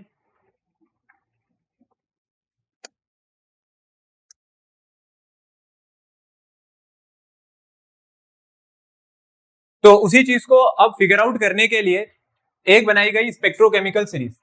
ये जो स्पेक्ट्रोकेमिकल सीरीज आप देख रहे हो ना, स्पेक्ट्रोकेमिकल सीरीज में आप ये जितने भी लिगेंड्स लगे हुए हैं ये अपने पास इंक्रीजिंग ऑर्डर में है। और ये किस चीज का इंक्रीजिंग ऑर्डर है? इनका फील्ड का। जो सबसे आखिरी में रखा हुआ है ना, ये वाली जो लिगेंड है ये सबसे स्ट्रॉन्ग फील्ड लिगेंड है। कौन सी लिगेंड है अपने पास यहाँ पर? ये स्ट्रॉन्ग फील्ड। और है कौन सी? है कार्बोनिल है। जो आपके पास शुरुआत में लगी हुई है ये वीक फील्ड है, फिर बीच में न्यूट्रल भी आती है, फिर उसके बाद कैसी लिगेंड स्टार्ट हो जाती है अपने पास? स्ट्रॉन्ग फील्ड लिगेंड स्टार्ट हो जाती है। ठीक है, हाँ तो देखो आपके पास यहाँ पे जो लिगेंड्स अरेंज हो रखी है वो किस बात में अरेंज हो रखी है अपने पास, कि वो कैसी क्रिस्टल फील्ड आकर के अपने पास क्रिएट करती है। तो शुरुआत वाली कैसी है? वीक फील्ड लिगेंड्स है, और जो लास्ट में रखी हुई है कैसी है मेरे पास? स्ट्रॉन्ग फील्ड लिगेंड्स है। अभी जो स्ट्रॉन्ग फील्ड लिगेंड्स है ना, देखो स्ट्रॉन्ग फील्ड लिगेंड्स क्या करेंगे? स्ट्रॉन्ग फील्ड लिगेंड्स कराती है पेयरिंग। किसकी पेयरिंग कराती है? आपके पास इलेक्ट्रॉन्स की। तो अभी जैसा मैंने अभी आपको थोड़ी देर पहले बोला था कि अगर आपके पास कॉन्फ़िगरेशन ऐसी है, जैसे किसी ने आपको बोल दिया सबसे पहले D2 कॉन्फ़िगरेशन दे दी किसी ने, अगर D2 कॉन्फ़िगरेशन देंगे तो कोई दिक्कत नहीं है, आपके दोनों के दोनों इलेक्ट्रॉन्स किस में जाएंगे? वो T2 में ही गए होंगे, T2G में ही गए होंगे, EG को कोई नहीं भरेगा। ठीक है, दूसरी चीज अपने पास क्या हो सकती थी? D3 हो सकती थी। तो D3 तक भी कोई दिक्कत नहीं है, क्योंकि D3 तक भी आपको पता है कि भाई मेरे को T3 रखना है। लेकिन अब आ जाएगी जब आपके पास शुरू हो जाएगा यहां पर D4, तो बट फॉर D4 कॉन्फ़िगरेशन, देखो D4 कॉन्फ़िगरेशन के लिए हम लोग यहां पर रूल ध्यान रखेंगे। D4 कॉन्फ़िगरेशन पे ना दोनों चीजें हो सकती हैं। सबसे पहले तो क्या हो सकता है कि आपके पास जो 3 इलेक्ट्रॉन है वो तो T में ही जाए, और चौथा इलेक्ट्रॉन कहां पर चला जाए? E में। ठीक है, T2G3 और EG1। लेकिन दूसरी पॉसिबिलिटी जो मैंने आपको बताई थी, दूसरी पॉसिबिलिटी मेरे पास क्या हो सकती है कि वो चारों के चारों इलेक्ट्रॉन T2 में ही रहे और EG को एक भी इलेक्ट्रॉन ना जाए। ठीक है, कहने का मतलब क्या है कि आपके पास पहले तो 3 इलेक्ट्रॉन भरे T में, फिर चौथा इलेक्ट्रॉन भी आपने वहीं पेयर करा दिया। तो अब इसमें ना कंडीशन होती है, इसमें कंडीशन होती है पेयरिंग एनर्जी की। आपको ध्यान रखना है कि अगर आपकी पेयरिंग एनर्जी, और दूसरी चीज जो यहां पर हमारे लिए इंपॉर्टेंट है वो है crystal field splitting energy in octahedral field, मतलब डेल्टा O। अगर आपकी crystal field splitting energy pairing energy से कम रह जाती है, ठीक है, मतलब वो एनर्जी जो कि आपकी लिगेंड ने वहां पर क्रिएट करी थी, मतलब वो पूरी स्फेरिकल फील्ड में क्रिएट हुई है, अगर वो कम रह गई पेयरिंग एनर्जी से ना, तो चौथा इलेक्ट्रॉन कहां जाएगा, फिर Eg को ही जाएगा, पेयरिंग नहीं हो सकती है। तो डेल्टा नॉट को क्या होना पड़ेगा, पेयरिंग एनर्जी से ज्यादा होना पड़ेगा। तो इस केस में आपके पास जो डेल्टा नॉट है ना, मतलब crystal field splitting energy in octahedral field, ये किससे कम है मेरे पास, ये पेयरिंग एनर्जी से कम है, इसलिए यहां पे ऐसा हो रहा है। और सेकंड वाले केस में क्या हुआ, सेकंड वाले केस में Eg को गया ही नहीं इलेक्ट्रॉन, वो वहीं पेयर हो गया टी में। क्यों हुआ होगा, क्योंकि आपकी जो CFSE है, मतलब क्रिस्टल फील्ड स्प्लिटिंग एनर्जी है, वो किससे ज्यादा थी, वो यहां पर पेयरिंग एनर्जी से ज्यादा थी। तो ये बात हम लोगों को यहां पर ध्यान रखनी है। और अगर मैं इसका ऑर्बिटल आपके पास डायग्राम बनाऊं, तो ऑर्बिटल डायग्राम से भी आपको समझा देता हूं। जो हमारा T2G लेवल है, T2G लेवल में कितने इलेक्ट्रॉन, कितनी ऑर्बिटल्स थी टोटल, 3, और Eg में कितनी थी टोटल, 2। तो यहां पे क्या हुआ है, यहां पर आपके पास 3 इलेक्ट्रॉन्स तो नीचे गए और चौथा इलेक्ट्रॉन कहां पर चला गया, Eg को ऊपर। हम लोगों ने यहाँ पे हंट्स रूल को फॉलो किया है। हंट्स रूल क्या कहता था, हंट्स रूल कहता था कि भाई पहले सारी ऑर्बिटल सिंगली ऑक्यूपाई होंगी और उसके बाद ही पेयरिंग शुरू करेंगे, है ना। तो जब मैं 4 इलेक्ट्रॉन भरूंगा, तो मैंने 1, 2, 3 तो T2G में भर दिया, अब चौथा इलेक्ट्रॉन Eg को भेजना पड़ा विदाउट पेयरिंग कराए। क्यों भेजना पड़ रहा है, क्योंकि आपकी जो डेल्टा नॉट है वो पेयरिंग एनर्जी से कम है, ठीक है। लेकिन अगले वाले में क्या हुआ है, अगले वाले में जस्ट इसका रिवर्स हुआ है। वहां पर भी हम 2 एनर्जी लेवल्स बनाएंगे। अब जो नीचे वाला है, जो आपका T2G है, देखो पहला इलेक्ट्रॉन जाएगा, दूसरा जाएगा, तीसरा जाएगा। अब चौथा इलेक्ट्रॉन Eg को नहीं भेजेंगे, क्योंकि यहाँ पे जो स्प्लिटिंग की एनर्जी थी ना, CFSE थी जो, वो ज्यादा थी, किससे ज्यादा थी, पेयरिंग एनर्जी से। तो आपका चौथा इलेक्ट्रॉन यहीं पेयर हो जाएगा। ये होता है D4 कॉन्फ़िगरेशन, या इससे अब आपके पास D5 भी आ जाए ना, और ये वाला केस बने, तो 5वां यहां जाएगा, 6ठा यहां जाएगा। आई बात समझ में। लेकिन अगर वही केस यहाँ पे होता, तो फिर वो 5th इलेक्ट्रॉन अगला फिर यहाँ पर पुट होता। तो ये बात हम लोग ध्यान रखेंगे कि यहाँ पर हंट्स रूल भी फॉलो होगा, हंट्स रूल को ना भूलें। तो मैं इनके मीनिंग लिख देता हूं, जो चीजें अभी हम लोगों ने यहाँ पर यूज करी हैं। डेल्टा नॉट का मतलब क्या है, crystal field splitting energy in octahedral field. याद रहे, ये ऑक्टाहेड्रल फील्ड के लिए है ये रूल, क्योंकि अभी टेट्राहेड्रल फील्ड भी होती है, वहां पे नाम भी बदल जाते हैं। वहां पे T2G नहीं लिखा होता, वहां पे सिर्फ T2 लिखा होता है, ठीक है। तो अभी ऑक्टाहेड्रल फील्ड के लिए पढ़ रहे हैं, इसलिए अभी आप लोग कंफ्यूज मत हो ना, अभी टेट्राहेड्रल फील्ड जो है वो अलग रहेगा। और P जो हम लोगों ने लिखा है, P का मतलब यहां पर क्या है, पेयरिंग एनर्जी है, ठीक है। तो जहां पर इलेक्ट्रॉन की पेयरिंग हो रही है ना, जहां पर इलेक्ट्रॉन की पेयरिंग हो रही है, ये काम कौन करा सकता है अपने पास, कौन सी, स्ट्रॉन्ग फील्ड। इसका मतलब यहां पे जो लिगेंड लगाई जाएंगी वो कैसी होंगी, स्ट्रॉन्ग फील्ड लिगेंड। और यहां पर जो लिगेंड है फिर वो कैसी थी, ये थी आपके पास वीक फील्ड लिगेंड। तो देखो अब आगे आपके पास स्ट्रॉन्ग फील्ड लिगेंड और वीक फील्ड लिगेंड का कॉन्सेप्ट। वीबीटी इसी में पीछे था, वीबीटी आपको कोई चीज नहीं समझा सकता था। वो कहता था भाई हो रही है पेयरिंग तो हो रही है, रट लो उसको। ये कहता नहीं, ऐसा नहीं है, ठीक है। यहां पर इन्होंने एक नया कॉन्सेप्ट इंट्रोड्यूस करा के दिया आपको, जिसका नाम है पेयरिंग एनर्जी। तो पेयरिंग एनर्जी का कॉन्सेप्ट CFT के पास है, वीबीटी के पास नहीं है। तो आप लोग इसको कर दो। फिर इनर, यहां पर वही हाई स्पिन और लो स्पिन कॉम्प्लेक्स भी देखते हैं। देखो आपके पास जो वीक फील्ड लिगेंड्स होती है ना, वीक फील्ड लिगेंड्स कैसे कॉम्प्लेक्सेस बनाती है अपने पास, हाई स्पिन कॉम्प्लेक्सेस। और जो स्ट्रॉन्ग फील्ड लिगेंड्स होंगी, ये कैसे कॉम्प्लेक्स बनाएगी अपने पास, ये बनाएगी लो स्पिन। तो अब यहां पर वीबीटी वाला कॉन्सेप्ट कोई ना लगाए, जबकि वीबीटी में क्या था, वीबीटी में जो हाई स्पिन और लो स्पिन का जो कॉन्सेप्ट था वो क्या कहता था, वो कहता था अगर इनर ऑर्बिटल कॉम्प्लेक्स है, अगर इनर ऑर्बिटल कॉम्प्लेक्स है तो लो स्पिन होगा, और अगर आउटर ऑर्बिटल कॉम्प्लेक्स है तो कैसा होगा मेरे पास, हाई स्पिन होगा, ठीक है। लेकिन यहां पर नहीं है, यहां पे कह रहे जो वीक फील्ड लिगेंड है ना, वीक फील्ड लिगेंड क्या कर रहा है, वीक फील्ड लिगेंड कैसे कॉम्प्लेक्सेस बना रही है, हाई स्पिन कॉम्प्लेक्सेस। अब मेरे को ये बताना कि अगर आपने वीक फील्ड लिगेंड उठाई होगी, तो वीक फील्ड लिगेंड के लिए क्या केस बन रहा था, आपका डेल्टा नॉट की जो वैल्यू थी वो ज्यादा थी या कम थी। तो इसके लिए डेल्टा नॉट कैसा है, स्मॉलर। और स्ट्रॉन्ग फील्ड लिगेंड के लिए डेल्टा नॉट कैसा था, हाइयर, है ना। तभी तो इस केस में क्या हो रही थी, इस केस में पेयरिंग हो रही थी। तो जहां पर आप इलेक्ट्रॉन ला करके T2 में ही पेयर करा दोगे ना, वो सारे कॉम्प्लेक्सेस कैसे नेचर के निकलेंगे, अब लो स्पिन कॉम्प्लेक्सेस निकलेंगे। तो इससे आप एक बात समझो कि यहाँ पे जो लो स्पिन कॉम्प्लेक्स बन रहा है ना, लो स्पिन कॉम्प्लेक्स में मैं क्या कह रहा हूं कि चौथा इलेक्ट्रॉन कौन सी एनर्जी स्टेट ऑक्यूपाई करना चाहता है, लोअर एनर्जी वाली। और हमारे पास जो स्टेबिलिटी होती है, स्टेबिलिटी एनर्जी के कैसे प्रोपोर्शनल होती है, इनवर्सली। तो ऑब्वियस सी बात है, अगर कोई भी कॉन्फ़िगरेशन खुद को लोअर एनर्जी लेवल की तरफ रखना चाहती है, तो इसका मतलब वो किसकी तरफ जा रही होगी, स्टेबिलिटी की तरफ। तो अब यहां से आता है वो नया कॉन्सेप्ट जो आप लोग पढ़ते थे ना, कि क्यों किसी की कॉन्फ़िगरेशन स्टेबल बनती थी। तो असलियत में इसलिए आपको वो T3 और Eg करके पढ़ा रहे थे। आई बात समझ में। तो अगर आपका चौथा इलेक्ट्रॉन टी में ही चला गया ना, ठीक है, टी का मतलब है लोअर लेवल को ही चला गया, तो इसका मतलब उसने कैसी कॉन्फ़िगरेशन अचीव करी होगी, एक स्टेबल। लेकिन अगर वही चौथा इलेक्ट्रॉन किसको जाता, ईजी को, तो वो कैसी कॉन्फ़िगरेशन की तरफ जा रहा है, एक अनस्टेबल इलेक्ट्रॉनिक कॉन्फ़िगरेशन की तरफ। ठीक है, ये होता है यहाँ पर डिफरेंस। अभी अगला हम लोगों को वही करना है जो कि रहेगा आपके पास कैलकुलेशन ऑफ CFSE। अच्छा चलो, अरे यहाँ पे ध्यान देना, वैसे आप लोगों के सिलेबस में है नहीं ये चीज, पर मैं करा देता हूँ। कैलकुलेशन ऑफ CFSE ये सिर्फ उन्हीं के पास आएगा जो कॉम्पिटिटिव में बैठते हैं, पर कोई बड़ी बात नहीं, सीख जाओगे, छोटा सी चीज रहता है, पर ध्यान से समझना। देखो, अगर आपको crystal field splitting energy calculate करनी है ना, तो इसको कैलकुलेट करने के लिए कोई वैसा नंबर नहीं चाहिए आपको एनर्जी का, जैसे आपको जूल में देते हैं एनर्जी, कोई जूल वूल का हिसाब नहीं लगाना है। एक फॉर्मूला होता है बहुत सिंपल सा, यहाँ पे लिख रहा हूं, वो है अपने पास -0.4x और +0.6y। ठीक है, और ब्रैकेट इनक्लोज करेंगे और इसकी मल्टीप्लाई किससे हो रही होगी मेरे पास, डेल्टा नॉट से। डेल्टा नॉट का मतलब है ये क्या है मेरे पास, crystal field splitting energy in octahedral field. अब यहाँ पे एक्स और वाई क्या है, एक्स और वाई आप मेरे को बताओ। 40%, 0.4 का मतलब है यहाँ पे वो जो आपके पास 2/5 बना था ना, 2/5 को ही क्या कहते हैं हम लोग, 0.4 कहते हैं। किसके लिए बनाया था आपने 2/5, T2G के लिए बनाया था, EG के लिए बनाया था, T2G के लिए। तो ये जो x है ना, x आपके पास नंबर ऑफ इलेक्ट्रॉन्स हैं, किसके, T2G लेवल के।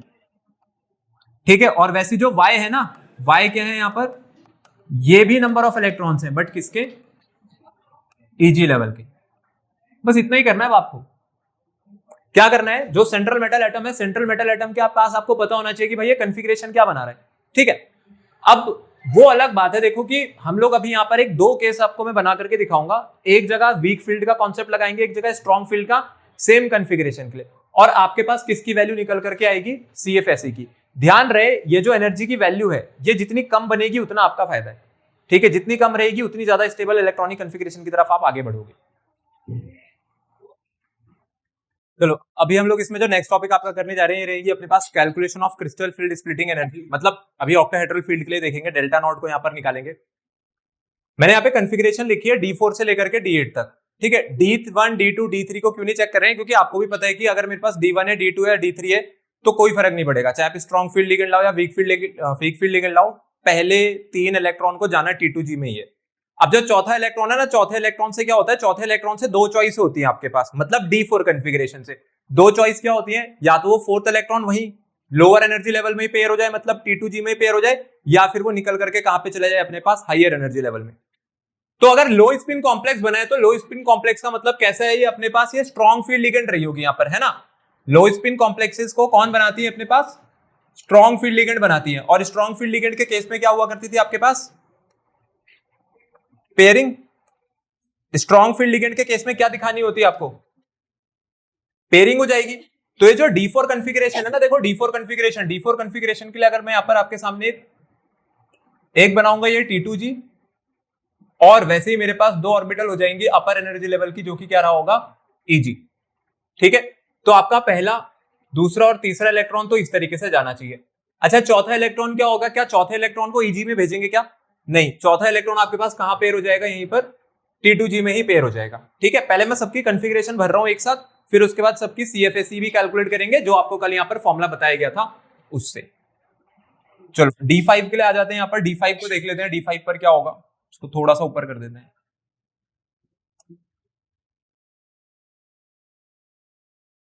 तो मैं सेपरेट भी कर देता हूं ताकि कंफ्यूजन ना हो कि कौन सा पार्ट किसका है।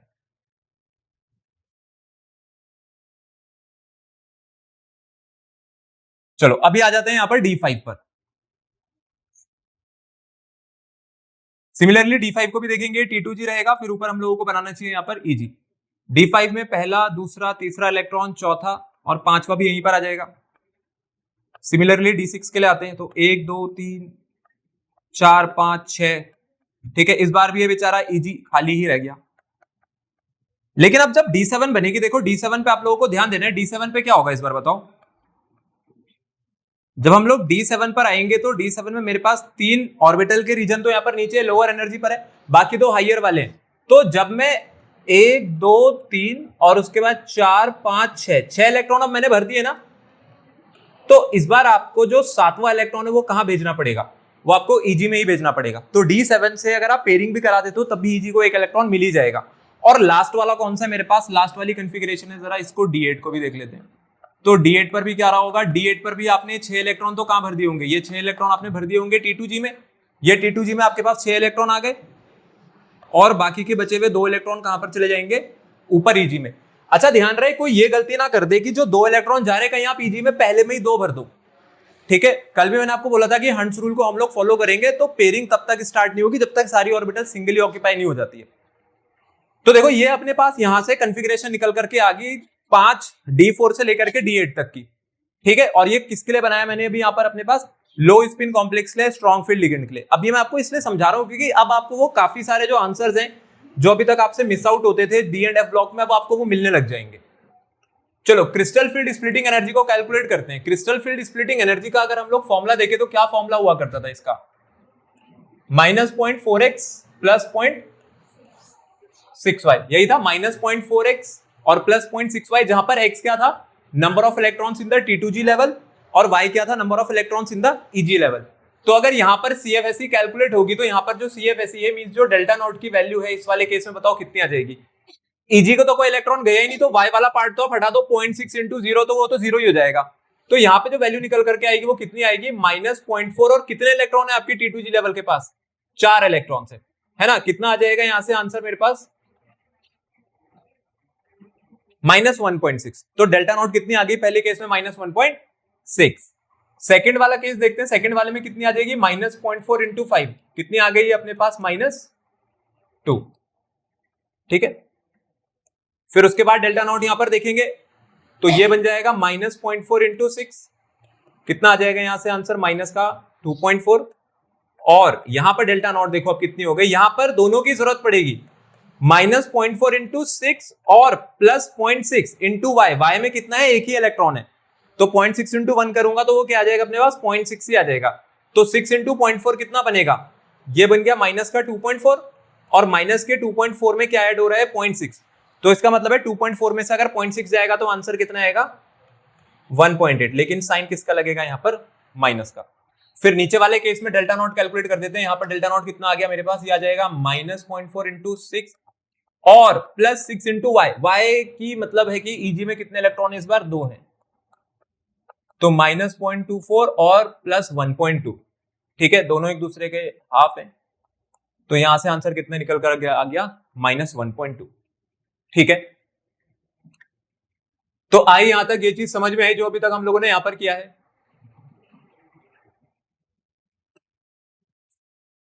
ठीक है, ये इसमें किसी को कोई दिक्कत की है, कैसे निकाला है, फॉर्मूला लगाया यहाँ पर प्रॉपरली।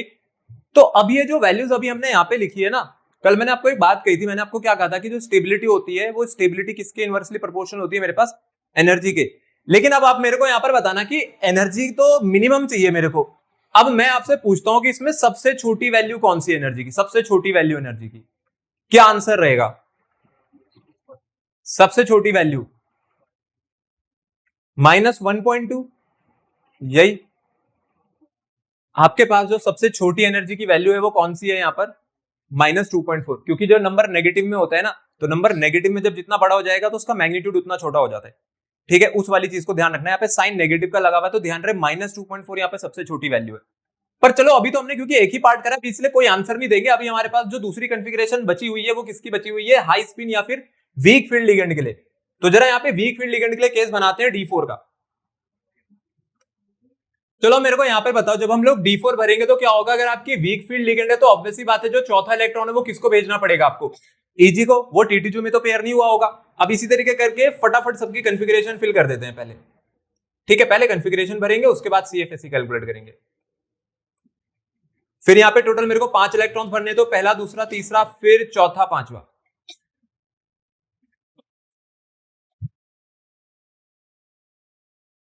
अब उसके बाद यहां पर आ जाते हैं, यहाँ पे टोटल 6 इलेक्ट्रॉन्स भरने, तो फर्स्ट, सेकंड, थर्ड, फिर फोर्थ, फिफ्थ, और उसके बाद वापस सिक्स्थ कहां पे आ जाएगा अपने पास, यहाँ T2G में। ठीक है, ध्यान रहे सिक्स्थ को कहीं आप EG में ही पेयर कर दो, ऐसे नहीं करना है, पहले पहला, दूसरा, तीसरा, चौथा, पांचवा, फिर छठा यहीं पर आएगा। ठीक है, जिस ऑर्डर में चल रहे थे उसी ऑर्डर में ही चलेंगे। चलो आगे बढ़ेंगे यहां पर। अभी अपने पास फिर 7 इलेक्ट्रॉन के लिए फिर कर रहे हैं, 1 2 3 4 5 6 और ये 7।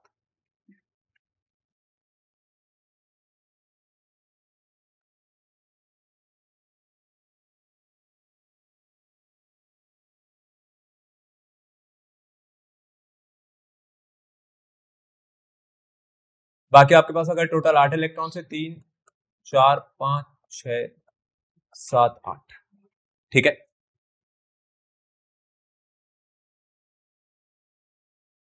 आगे कर देते हैं अब यहाँ पर CFSE की कैलकुलेशन। चलो CFSE की कैलकुलेशन करेंगे तो डेल्टा नॉट कैसे निकलेगा यहाँ पर, -0.4 इंटू एक्स, T2G में कितने इलेक्ट्रॉन्स आ रहे हैं 3, और प्लस क्या आएगा 0.6 इंटू वाई, तो एक ही इलेक्ट्रॉन है तो इंटू 1 कर देता हूं। कितना आ गया यहां से आंसर, -1.2 और प्लस 0.6, तो कितना बन गया मेरे पास ये माइनस का 0.6। फिर यहां पर डेल्टा नॉट अगर निकालेंगे तो देखो यहाँ पे डेल्टा नॉट कितना निकल करके आएगा, यहां पर भी फॉर्मूला पुट करते हैं तो उसके अकॉर्डिंग ये बन रहा है -0.4 इंटू 3 और प्लस 0.6 इंटू 2, ठीक है। तो -1.2 और प्लस 1.2, तो एक दूसरे का इफेक्ट कितना कर दिया इन्होंने, तो कैंसिल कर दिया। डेल्टा नॉट की वैल्यू कितनी निकाल दी इन्होंने यहाँ पे 0, तो इस केस में तो 0 ही बन गया। चलो आगे चलते हैं, यहां पर निकालेंगे डेल्टा नॉट, और मैं चाहता हूं आप लोग इसको खुद से करो ताकि आपको पता भी चलता रहे हो क्या रहे। तो -0.4 इंटू 4, 4 इलेक्ट्रॉन नीचे बैठे हैं और 2 इलेक्ट्रॉन आपके पास ऊपर है, तो ये आंसर कितना निकल करके आ जाएगा -0.6 और प्लस 1.2, कितना आ गया आंसर माइनस का 0.4। तो देखते रहना मैं कहीं पे गलत ना कर दूं। -0.4 इंटू एक्स, तो इस बार कितने हैं टोटल इलेक्ट्रॉन नीचे, 3 और 2 5, फिर 0.6 इंटू वाई, वाई में कितने इलेक्ट्रॉन से टोटल 2, तो आंसर कितना आ गया -2 और प्लस का 1.2।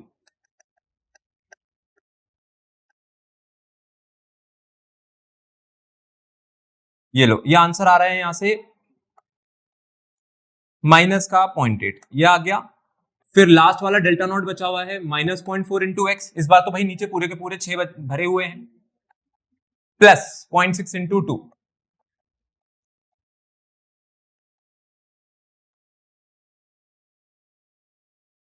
तो यहां पे डेल्टा नॉट की वैल्यू कितनी आ गई मेरे पास -1.2। तो देखो आपके पास सारे के सारे जो डेल्टा नॉट है, मतलब जितने भी क्रिस्टल फील्ड स्प्लिटिंग एनर्जी की वैल्यूज है वो आ गई है अलग अलग कॉन्फ़िगरेशन के बेसिस पे, ठीक है। हमने दोनों केस यहां पर कंसिडर कर दिए, हमने देख लिया भाई स्ट्रॉन्ग फील्ड लिगेंड है तो क्या होगा, और हमने वीक फील्ड लिगेंड के लिए भी निकाल करके देख लिया। स्ट्रॉन्ग फील्ड वीक फील्ड मतलब एक बार लोअर लेवल में ही पेयरिंग करा दी, और एक बार अगर वीक फील्ड लिगेंड था तो पेयरिंग ना कर करके हायर एनर्जी लेवल को भेज दिया इलेक्ट्रॉन। देखो अब मैं आपको जो बात बताने जा रहा हूं इसको जरा ध्यान से समझना, ठीक है। अपने पास क्या होता है, जो किसी भी कॉन्फ़िगरेशन की स्टेबिलिटी होती है ना, वो इस बात पे डिपेंड करती है कि आपकी ऑर्बिटल में नंबर ऑफ इलेक्ट्रॉन्स कितने हैं, ठीक है। अगर मेरी सारी ऑर्बिटल, अगर मेरे पास सारी ऑर्बिटल भरी हुई है बट ध्यान रहे विद अ सिंगल इलेक्ट्रॉन, तो ऐसी कॉन्फ़िगरेशन को ज्यादा स्टेबल मानते हैं। अगर आपकी सारी इलेक्ट्रॉन जो है वो भर रखे हैं, मतलब सारी ऑर्बिटल्स भर रखी हैं but with a single electron, मतलब पेयरिंग नहीं हुई भी, तो ऐसी कॉन्फ़िगरेशन को कहते हैं ज्यादा स्टेबल है, ठीक है। वहीं दूसरी तरफ आपकी ऑर्बिटल्स तो ऑक्यूपाई हो गई, लेकिन ऑर्बिटल्स ऑक्यूपेंसी के साथ साथ पेयर्ड हैं, तो ये जो कॉन्फ़िगरेशन है ना, ऐसी कॉन्फ़िगरेशन को कहते हैं कि अपने पास कैसी है, ये एक अनस्टेबल कॉन्फ़िगरेशन है। मतलब जो ऐसी कॉन्फ़िगरेशन बनेगा जहां पर आपकी सारी ऑर्बिटल सिंगली ऑक्यूपाइड रहेंगी वो ज्यादा है स्टेबिलिटी में, और जहां पर इलेक्ट्रॉन आपके पास पेयर होते हुए दिख रहे हैं वो स्टेबिलिटी में आपके पास इलेक्ट्रॉनिक कॉन्फ़िगरेशन कम स्टेबल दिखेगी, ठीक है। ऐसा यहां पर अपने पास कहना है, क्योंकि हम लोग यहां पर CFSE या डेल्टा नॉट निकाल रहे हैं ना, तो हमें डेल्टा नॉट निकालने की जरूरत पड़ती ना। अगर हम लोग उस वाले रूल पे जाएंगे तो देखो आप कैसे फिगर आउट करोगे, आप यहां पे कॉन्फ़िगरेशंस को देखो, आप यहां पे कॉन्फ़िगरेशंस को देखो, आप मेरे को खुद बताना आपको किस तरफ पेयरिंग ज्यादा दिख रही है इलेक्ट्रॉन्स की, ऐसी कौन सी साइड है जिधर इलेक्ट्रॉन ज्यादातर आपको पेयर्ड दिख रहे हैं। ये स्ट्रॉन्ग फील्ड लिगेंड के केस में तभी ये कैसी स्पिन बना रहे हैं, तभी ये लो स्पिन बना रहे हैं। आई बात समझ में, क्यों बनाई होगी उन्होंने लो स्पिन, क्योंकि यहां पर जो इलेक्ट्रॉन्स वो पेयर हो गए हैं अपनी ही ऑर्बिटल्स में, ठीक है। तो जो आपके पास नेट स्पिन आ रही है वो क्या है, टोटल कॉम्प्लेक्स की, वो लो स्पिन कंपाउंड बन रहे हैं। और वहीं दूसरी तरफ जो मेरे पास हाई स्पिन है, हाई स्पिन में आप देखो कि ज्यादातर जो कॉन्फ़िगरेशन है ना वो कैसी है, हर एक कॉन्फ़िगरेशन में आपको अनपेयर्ड इलेक्ट्रॉन मिल ही रहा है, पेयर्ड नहीं मिल रहे, अनपेयर्ड इलेक्ट्रॉन यहाँ पे ज्यादा मिल रहे हैं, ठीक है। पहली 3 में तो कहीं पर पेयरिंग ही नहीं है, यहां से पेयरिंग होनी स्टार्ट हुई है और लास्ट वाले तक भी आपको 2 अनपेयर्ड इलेक्ट्रॉन जरूर मिल जाएंगे। आइए बात समझ में, तो अब बार बार पेयरिंग करके और अनपेयर्ड इलेक्ट्रॉन ना निकालना पड़े, इसलिए आपको सिंपल रूल क्या पढ़ाएंगे अब हम लोग, डेल्टा नॉट वाला। आपको कहेंगे भाई डेल्टा नॉट देखो और बता दो कौन सी कॉन्फ़िगरेशन ज्यादा स्टेबल है। चलो अब आप आंसर देना। जो D4 वाली कॉन्फ़िगरेशन है, D4 क्या चाहेगा, वो इस वाली कॉन्फ़िगरेशन को चूज करेगा या इस वाली कॉन्फ़िगरेशन को चूज करेगा? कौन सी वाली कॉन्फ़िगरेशन को चूज करने जा रहा है आपका D4? बताओ, लो स्पिन वाली को या हाई स्पिन वाली को? हाई स्पिन को। क्यों? क्योंकि हाई स्पिन के लिए देखो वैल्यू कितनी आ रही है डेल्टा नॉट की, -0.6। ठीक है, और यहां पर नहीं, हाई स्पिन क्यों चूज करेगा, लो स्पिन चूज करेगा ना। एनर्जी कम होनी चाहिए ना, जो आपके पास क्रिस्टल फील्ड स्प्लिटिंग एनर्जी है वो कम होनी चाहिए। तो कम एनर्जी कहां पर है, यहां पर है, ये नंबर नेगेटिव में है। -1.6 का मतलब है कि ओवरऑल वैल्यू कम है आपके पास, -1.6, और -0.6 का मतलब है वो वैल्यू ज्यादा है डेल्टा नॉट में, क्योंकि नंबर नेगेटिव में छोटा है तो मैग्नीट्यूड में ज्यादा होगा। तो नंबर में देखा जाए तो -1.6 कैसा नंबर है, छोटा नंबर है। तो जो D4 है ना, D4 कॉन्फ़िगरेशन आपके पास कैसे रहनी चाहिए, T2G4। ठीक है, T2G4 करके रहना चाहिए, ना कि इस वाले तरीके से T2G3 और EG1। तो -1.6 और -0.6 में कौन ज्यादा बड़ा नंबर हो गया मेरे पास, फिर वो -0.6 वाला। तो आपके पास ये as compare to high spin ये मोर स्टेबल है। ठीक है, ये इन दोनों में कंपैरिजन करके बोला है मैंने। ये वाली जो कॉन्फ़िगरेशन आप देख रहे हो यहाँ पे, जो T2G4 बनेगा और EG0 बनेगा, ये एक ज्यादा स्टेबल कॉन्फ़िगरेशन आपको देगा। अगले वाले में जरा चूज करके बताओ मेरे को, -2 और 0, -2 और 0 में फिर से कौन सा ज्यादा छोटा नंबर है आपके पास, -2। तो ऑब्वियसली बात है अगले वाले के लिए भी यही वाला आंसर हो गया। हाँ, फील्ड तब मानते अगर T2G3 होता। जो आपके पास T2G लेवल है ना, T2G में टोटल कितने इलेक्ट्रॉन्स आ सकते हैं, 6। तो हाफ फील्ड वो तब होगी जब T2G3 रहेगा। ये हाफ फील्ड नहीं है और ना ये हाफ फील्ड है, दोनों ही हाफ, कोई नहीं इनमें से हाफ फील्ड। सेकंड वाली जो है ना, सेकंड वाली जो हाफ फील्ड है वो T2G3 और EG2 बन रहे हैं। ठीक है, बट ये लोअर एनर्जी लेवल होता है और ये हाई एनर्जी लेवल होता है। उसमें सारे के सारे इलेक्ट्रॉन जाके कहां बैठे हुए हैं, लोअर एनर्जी लेवल में। पर यहां तो फिर भी 2 इलेक्ट्रॉन ऐसे हैं जिसने कौन सा एनर्जी लेवल चूज करा, हाइयर वाला। तो इसलिए आपका आंसर क्या रहेगा फिर, ये। इसलिए मैं कह रहा हूं कि देखो दोनों पार्ट है। अगर आप उस तरीके से देखोगे तो आपको आंसर जज करने में प्रॉब्लम होगी, इसलिए आप डेल्टा नॉट से करो। मैं आपको शॉर्ट बता रहा हूं कि शॉर्ट में आप कैसे समझो। मैं दोबारा से बता देता हूं, आपके पास ये जो T2G लेवल होता है ना, मेरे को बताना ये लोअर एनर्जी का लेवल है या हाइयर एनर्जी का लेवल है, और ऊपर वाला कैसा है। तो आपकी कॉन्फ़िगरेशन कब ज्यादा स्टेबल बनती हुई दिखेगी, जब वो लोअर एनर्जी लेवल को ऑक्यूपाई कराएगा इलेक्ट्रॉन या हाइयर एनर्जी लेवल को कराएगा। हाँ, तो आप लोग मेरे को बताना कि लोअर एनर्जी लेवल पे अगर आपका इलेक्ट्रॉन जा रहा है तो ज्यादा स्टेबल है, या हाइयर एनर्जी लेवल पे जाएगा जो ज्यादा स्टेबल होगा कॉन्फ़िगरेशन पे, लोअर एनर्जी लेवल पे ना। तो आप इन दोनों पे देखो, इन दोनों में ये आपके पास लोअर एनर्जी लेवल है या हाइयर है। वहां पर आपके सारे के सारे इलेक्ट्रॉन्स गए तो किस में गए, लोअर एनर्जी लेवल में गए। और यहां पर आपके 3 इलेक्ट्रॉन्स लोअर को गए, पर एक इलेक्ट्रॉन किसको चला गया, हाई एनर्जी लेवल को। अब अगर मैं आपका आंसर उस बेसिस से पूछूं ना, तो भी आप आंसर किसको टिक लगाओगे, पहले वाले को। पर बात क्या होती है, इसके साथ ना एक दूसरा फैक्टर भी जुड़ता है। दूसरा फैक्टर कौन सा जुड़ता है, पेयरिंग और अनपेयरिंग वाला। कहते हैं कि भाई आप पेयरिंग और अनपेयरिंग की चेक करो, कि अगर अनपेयर्ड है ना, अनपेयर्ड है तो वो स्टेबिलिटी की तरफ बढ़ रहा है, और अगर पेयरिंग होती चली जा रही है तो वो उससे वो स्टेबिलिटी लूज करेगा। तो अब इस तरीके से जब 2 फैक्टर एक साथ मिक्स हो जाएंगे ना, तो आंसर बताने में बहुत प्रॉब्लम होती है। इसलिए हम आपको क्या करेंगे, हमको एक शॉर्ट तरीका बता रहे हैं कि आप क्या कैलकुलेट करके दे दो डेल्टा नॉट। ठीक है, आपके पास सारे आंसर निकलते चले जाएंगे। अब आपको बार बार वो दोनों फैक्टर नहीं जज करने पड़ेंगे कि लो एनर्जी हाई एनर्जी भी देख रहे और फिर ये भी देख रहे कि कहां पे पेयर्ड है कहां पे अनपेयर्ड है। तो कह रहे भाई ये तरीका सबसे ज्यादा अच्छा है। सेकंड वाला भी अगर आप देखोगे तो सेकंड वाले में भी मोर स्टेबल कौन है अपने पास, -2.0 वाला। ये जो था ये आपको हो सकता है कि स्टेबल लग रहा हो, क्योंकि आप कहोगे हाफ फील्ड है हाफ फील्ड है।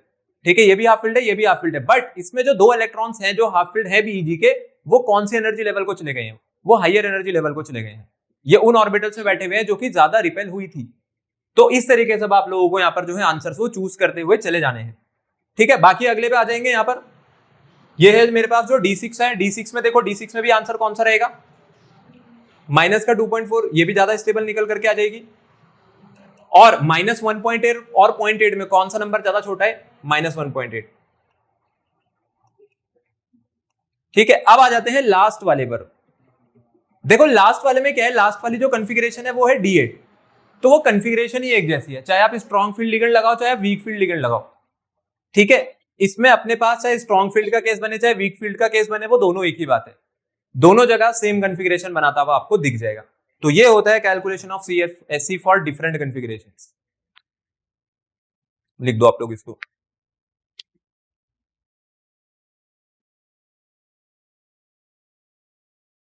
तो देखो अभी तक हम लोग जितना भी यहाँ पर पढ़ करके आए हैं, जितना भी अभी तक हम लोगों ने डेल्टा नॉट की वैल्यूज बनाई है, उसके बेसिस पे हमें क्या समझ आया? उसके बेसिस पे हमें ये समझ आ रहा है कि अगर आपकी कॉन्फ़िगरेशन D4 से D7 का केस बना रही है, D8 को आप छोड़ दो। क्यों बोल रहा हूं D8 को छोड़ दो? दोनों जगह बराबर है। सिंपली अगर आप D9 और D10 पे भी जाते हो ना सिमिलरली, तो D9 और D10 पे भी ये बनेगा भाई, 9th इलेक्ट्रॉन अगर आएगा तो यही जाएगा, और इसमें भी 9th इलेक्ट्रॉन आप यही भेजते, और 10th वहां जाता, 10th यहाँ जाता, तो D9 और D10 तो हट गए इस पार्ट से, और D8 भी हट गया। तो इसलिए आपके पास जितनी भी चीजें अभी तक हमने पढ़ी है वो कौन सी कॉन्फ़िगरेशन में आपको हेल्प करेंगी? D4 से लेकर के D7 आइडेंटिफिकेशन पे। तो जो D4 से लेकर के D7 कॉन्फ़िगरेशन है वो हमेशा कौन से केस में स्टेबल बनता हुआ दिखेगा? स्ट्रॉन्ग फील्ड लिगेंड के केस में। और स्ट्रॉन्ग फील्ड लिगेंड का मतलब है कि कैसी स्पिन रहेगी वहां पर? अपने पास लो स्पिन रहेगी। ठीक है, तो अपने पास जो इलेक्ट्रॉन होता है जब वो किसी भी ऑर्बिटल को ऑक्यूपाई करने जाता है तो वो चाहता यही है कि मैं लोअर एनर्जी पे रहूं। ठीक है, मैं लोअर एनर्जी स्टेट पे रहूं बट अनपेयर्ड भी रहूं। तो दोनों फैक्टर का ना कंबाइंड इफेक्ट आपको पढ़ना है। तो अभी इसलिए मैंने आपको बोला कि बार बार आपको वो ना जज करना पड़े कि भाई अब मैं जरा ये देखूं लोअर एनर्जी में कितने हैं और हायर एनर्जी में कितने हैं, और उसमें भी पेयर्ड कितने, अनपेयर्ड कितने हैं, तो उसमें प्रॉब्लम है। इसमें प्रॉब्लम नहीं है। डेल्टा नॉट निकालो, मैथमेटिकल फॉर्मुला दे दिया, आंसर लगाते जाओ, आपके आंसर आते चले जाएंगे। आई बात समझ में? ठीक है, यहां पर देखो, यहां पर जितने भी इलेक्ट्रॉन्स हैं उन सबने कौन सा लेवल ऑक्यूपाई कर रखा है? Lower energy level. ज्यादातर इलेक्ट्रॉन आपके लोअर एनर्जी लेवल में बैठे, और यहां पर शुरुआत से ही इलेक्ट्रॉन किस में जाने शुरू हो गए थे? हायर एनर्जी लेवल में। तो बस। और उसके बाद दूसरी चीज क्या थी कि यहां पर जो लो स्पिन है ना, लो स्पिन क्यों बना रहा है? लो स्पिन का मैंने आपको रीजन क्या दिया था? लो स्पिन क्यों बना रहा है? क्योंकि यहां पर पेयरिंग भी तो हो रही है। लोअर एनर्जी लेवल में तो है बट पेयर हो रहा है, तो पेयर होने से जो स्पिन है ना उसका नेचर अपने पास कम होने लगता है, लो स्पिन बनते हैं। जबकि यहां पर पेयरिंग नहीं हो रही। देखो यहां पर कैसे इलेक्ट्रॉन्स अपने पास ये अनपेयर्ड है, तभी ये कॉम्प्लेक्सेस कैसे हैं? ये हाई स्पिन है। ठीक है, चलो अब इसी में आगे बढ़ेंगे। चलो आगे अगर इसमें देखें तो अभी तक हम लोगों ने क्या देखा बताओ? ये जो लो स्पिन कॉम्प्लेक्सेस थे वो ज्यादा बेटर इलेक्ट्रॉनिक कॉन्फ़िगरेशन आपको बनाते हुए दिख रहे।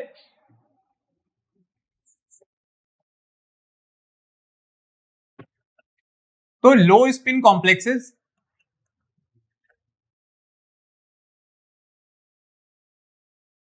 Have more stability. और कहां से कहां तक के लिए? For D4 to D7 configuration. ठीक है, अगर कभी भी आपके पास कोई एक ऐसा केस बन जाए जिसमें कॉम्प्लेक्स कैसा बन रहा है, मेरे पास लो स्पिन कॉम्प्लेक्स बन रहा है, और कहां से कहां तक की कॉन्फ़िगरेशन के लिए? D4 से D7, तो आपको बिना देखे चूज कर लेना है लो स्पिन वाले को। और लो स्पिन कॉम्प्लेक्स का मतलब कैसे होगा? ये कौन बनाएंगे अपने पास? Strong field ligand. तो अब आया मीनिंग आपको क्यों पढ़ाई गई क्रिस्टल फील्ड स्प्लिटिंग एनर्जी। तो क्रिस्टल फील्ड स्प्लिटिंग एनर्जी आपको इसीलिए पढ़ाते हैं ताकि आप ये सारे आंसर जो है अपने पास वो कर सको। ठीक है, तो बस हमें इतना ध्यान रखना है कि स्टेबिलिटी जो है वो क्या रहेगी मेरे पास? इनवर्सली प्रोपोर्शनल रहेगी। किसकी वैल्यू के लिए? Delta not. ठीक है, डेल्टा नॉट की वैल्यू जितनी कम है स्टेबिलिटी उतना ज्यादा है। तो ध्यान रहे, स्टेबिलिटी को आप ऐसा भी लिख सकते हो कि नेगेटिव। अगर आपको वैसे समझ नहीं आ रहा है तो चलो आप ऐसे लिख लो, और it is directly proportional to negative value of delta not, ताकि आप कंफ्यूज मत होना कभी, क्योंकि जो नंबर नेगेटिव में जितना बड़ा हो जाता है ना वो उतना छोटा हो जाता है। ठीक है, तो आप ऐसे करके भी लिख लो। तो अब कंबाइंड इफेक्ट कोई नहीं पड़ेगा कि भाई कितने इलेक्ट्रॉन लोअर में, कितने हाइयर में, और कितने अनपेयर्ड है, कितने पेयर्ड है। ठीक है, अब आपको एक साथ यहां पे समझा सकते हैं हम लोग। फिर आगे चलते हैं आपके tetrahedral field, crystal field splitting पे।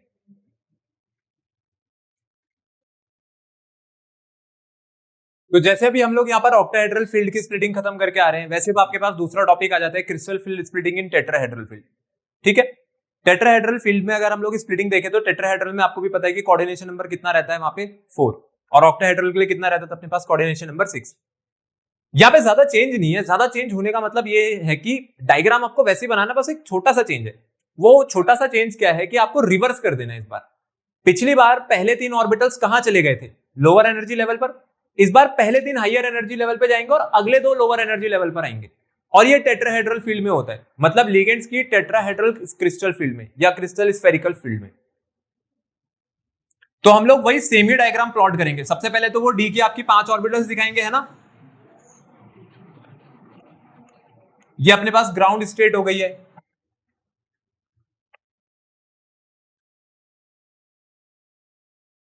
फिर दिखाएंगे यहां से एक्साइटेड स्टेट में इसको, अब मतलब जब आपका मेटल आयन फील्ड बना चुका है, जब लिगेंड इसको अप्रोच करेगा, और अब यहीं से शुरुआत होगी आपके पास स्प्लिटिंग की।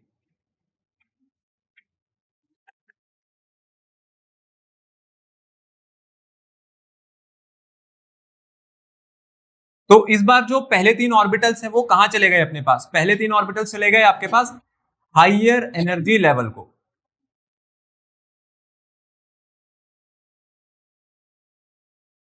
और जो आपके बचे हुए 2 ऑर्बिटल्स थे वो कहां पे चले गए? यहां पर लोअर एनर्जी लेवल को।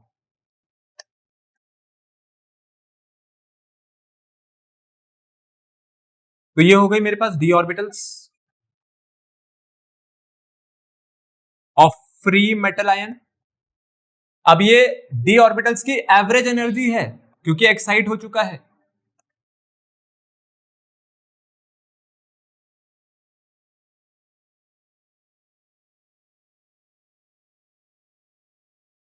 तो यहां पे लिख देते हैं टेट्राहेड्रल फील्ड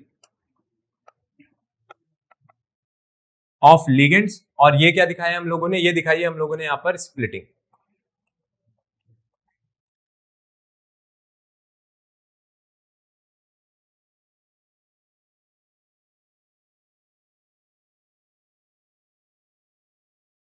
इन टेट्राहेड्रल फील्ड। तो इंपॉर्टेंट चीज यहां पे क्या हुई कि आपकी जो पहली 3 ऑर्बिटल्स थी वो इस बार हाइयर एनर्जी लेवल को चली गई, d x y, d y z and d z x. तो जो आखिरी की 2 थी x square minus y square और जो डी जेड स्क्वायर है, वो किस पे आ गई अपने पास? लोअर एनर्जी लेवल पे। फिर यहाँ पे बैरी सेंटर खींचते हैं, ये आपका बैरी सेंटर रहेगा, है ना, रेफरेंस एनर्जी का।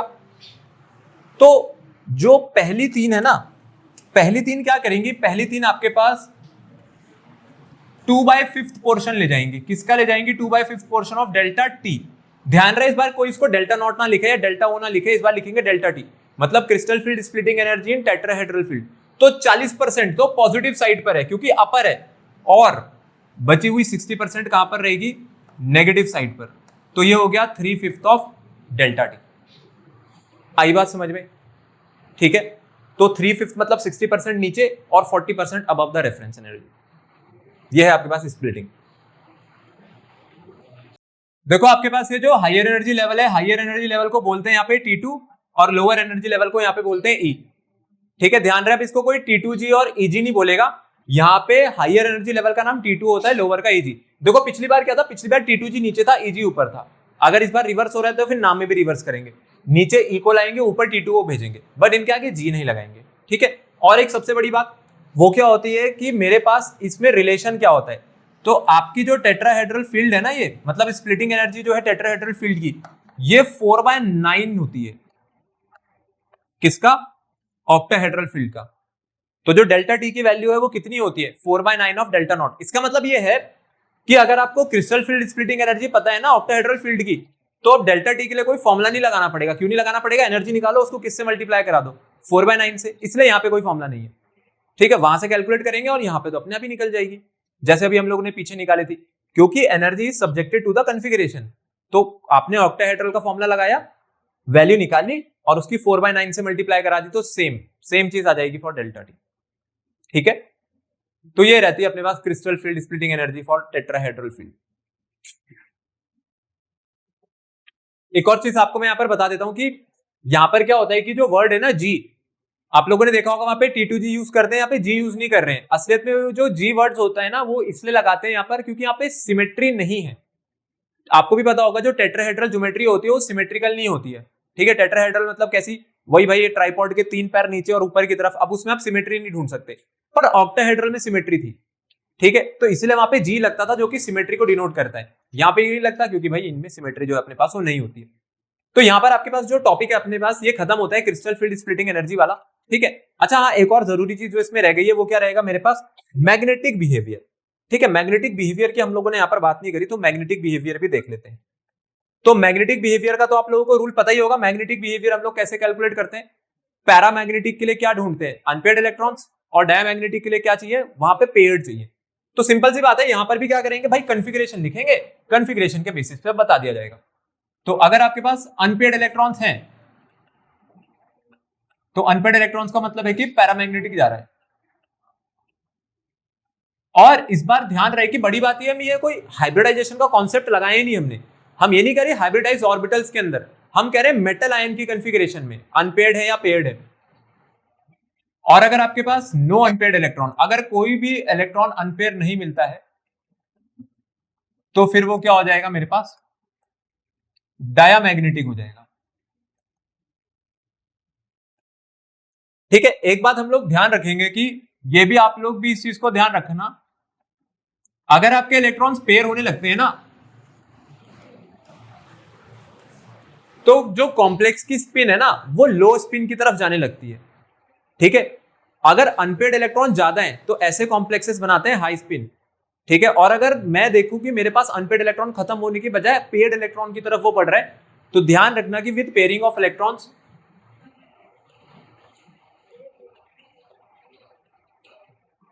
कॉम्प्लेक्स किस तरफ जा रहा होगा,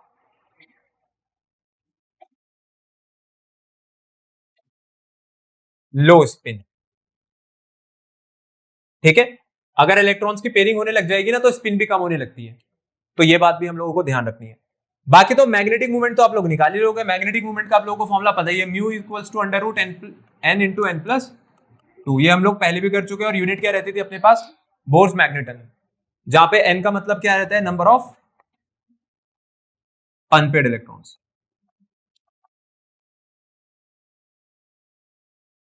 तो इसी के साथ हमारा ये टॉपिक यहाँ पे खत्म होता है। ठीक है, क्रिस्टल फील्ड स्प्लिटिंग एनर्जी वाला।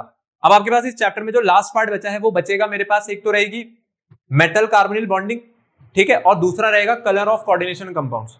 ठीक है, जिसको कि अब हम लोग अगले उसमें कवर करेंगे।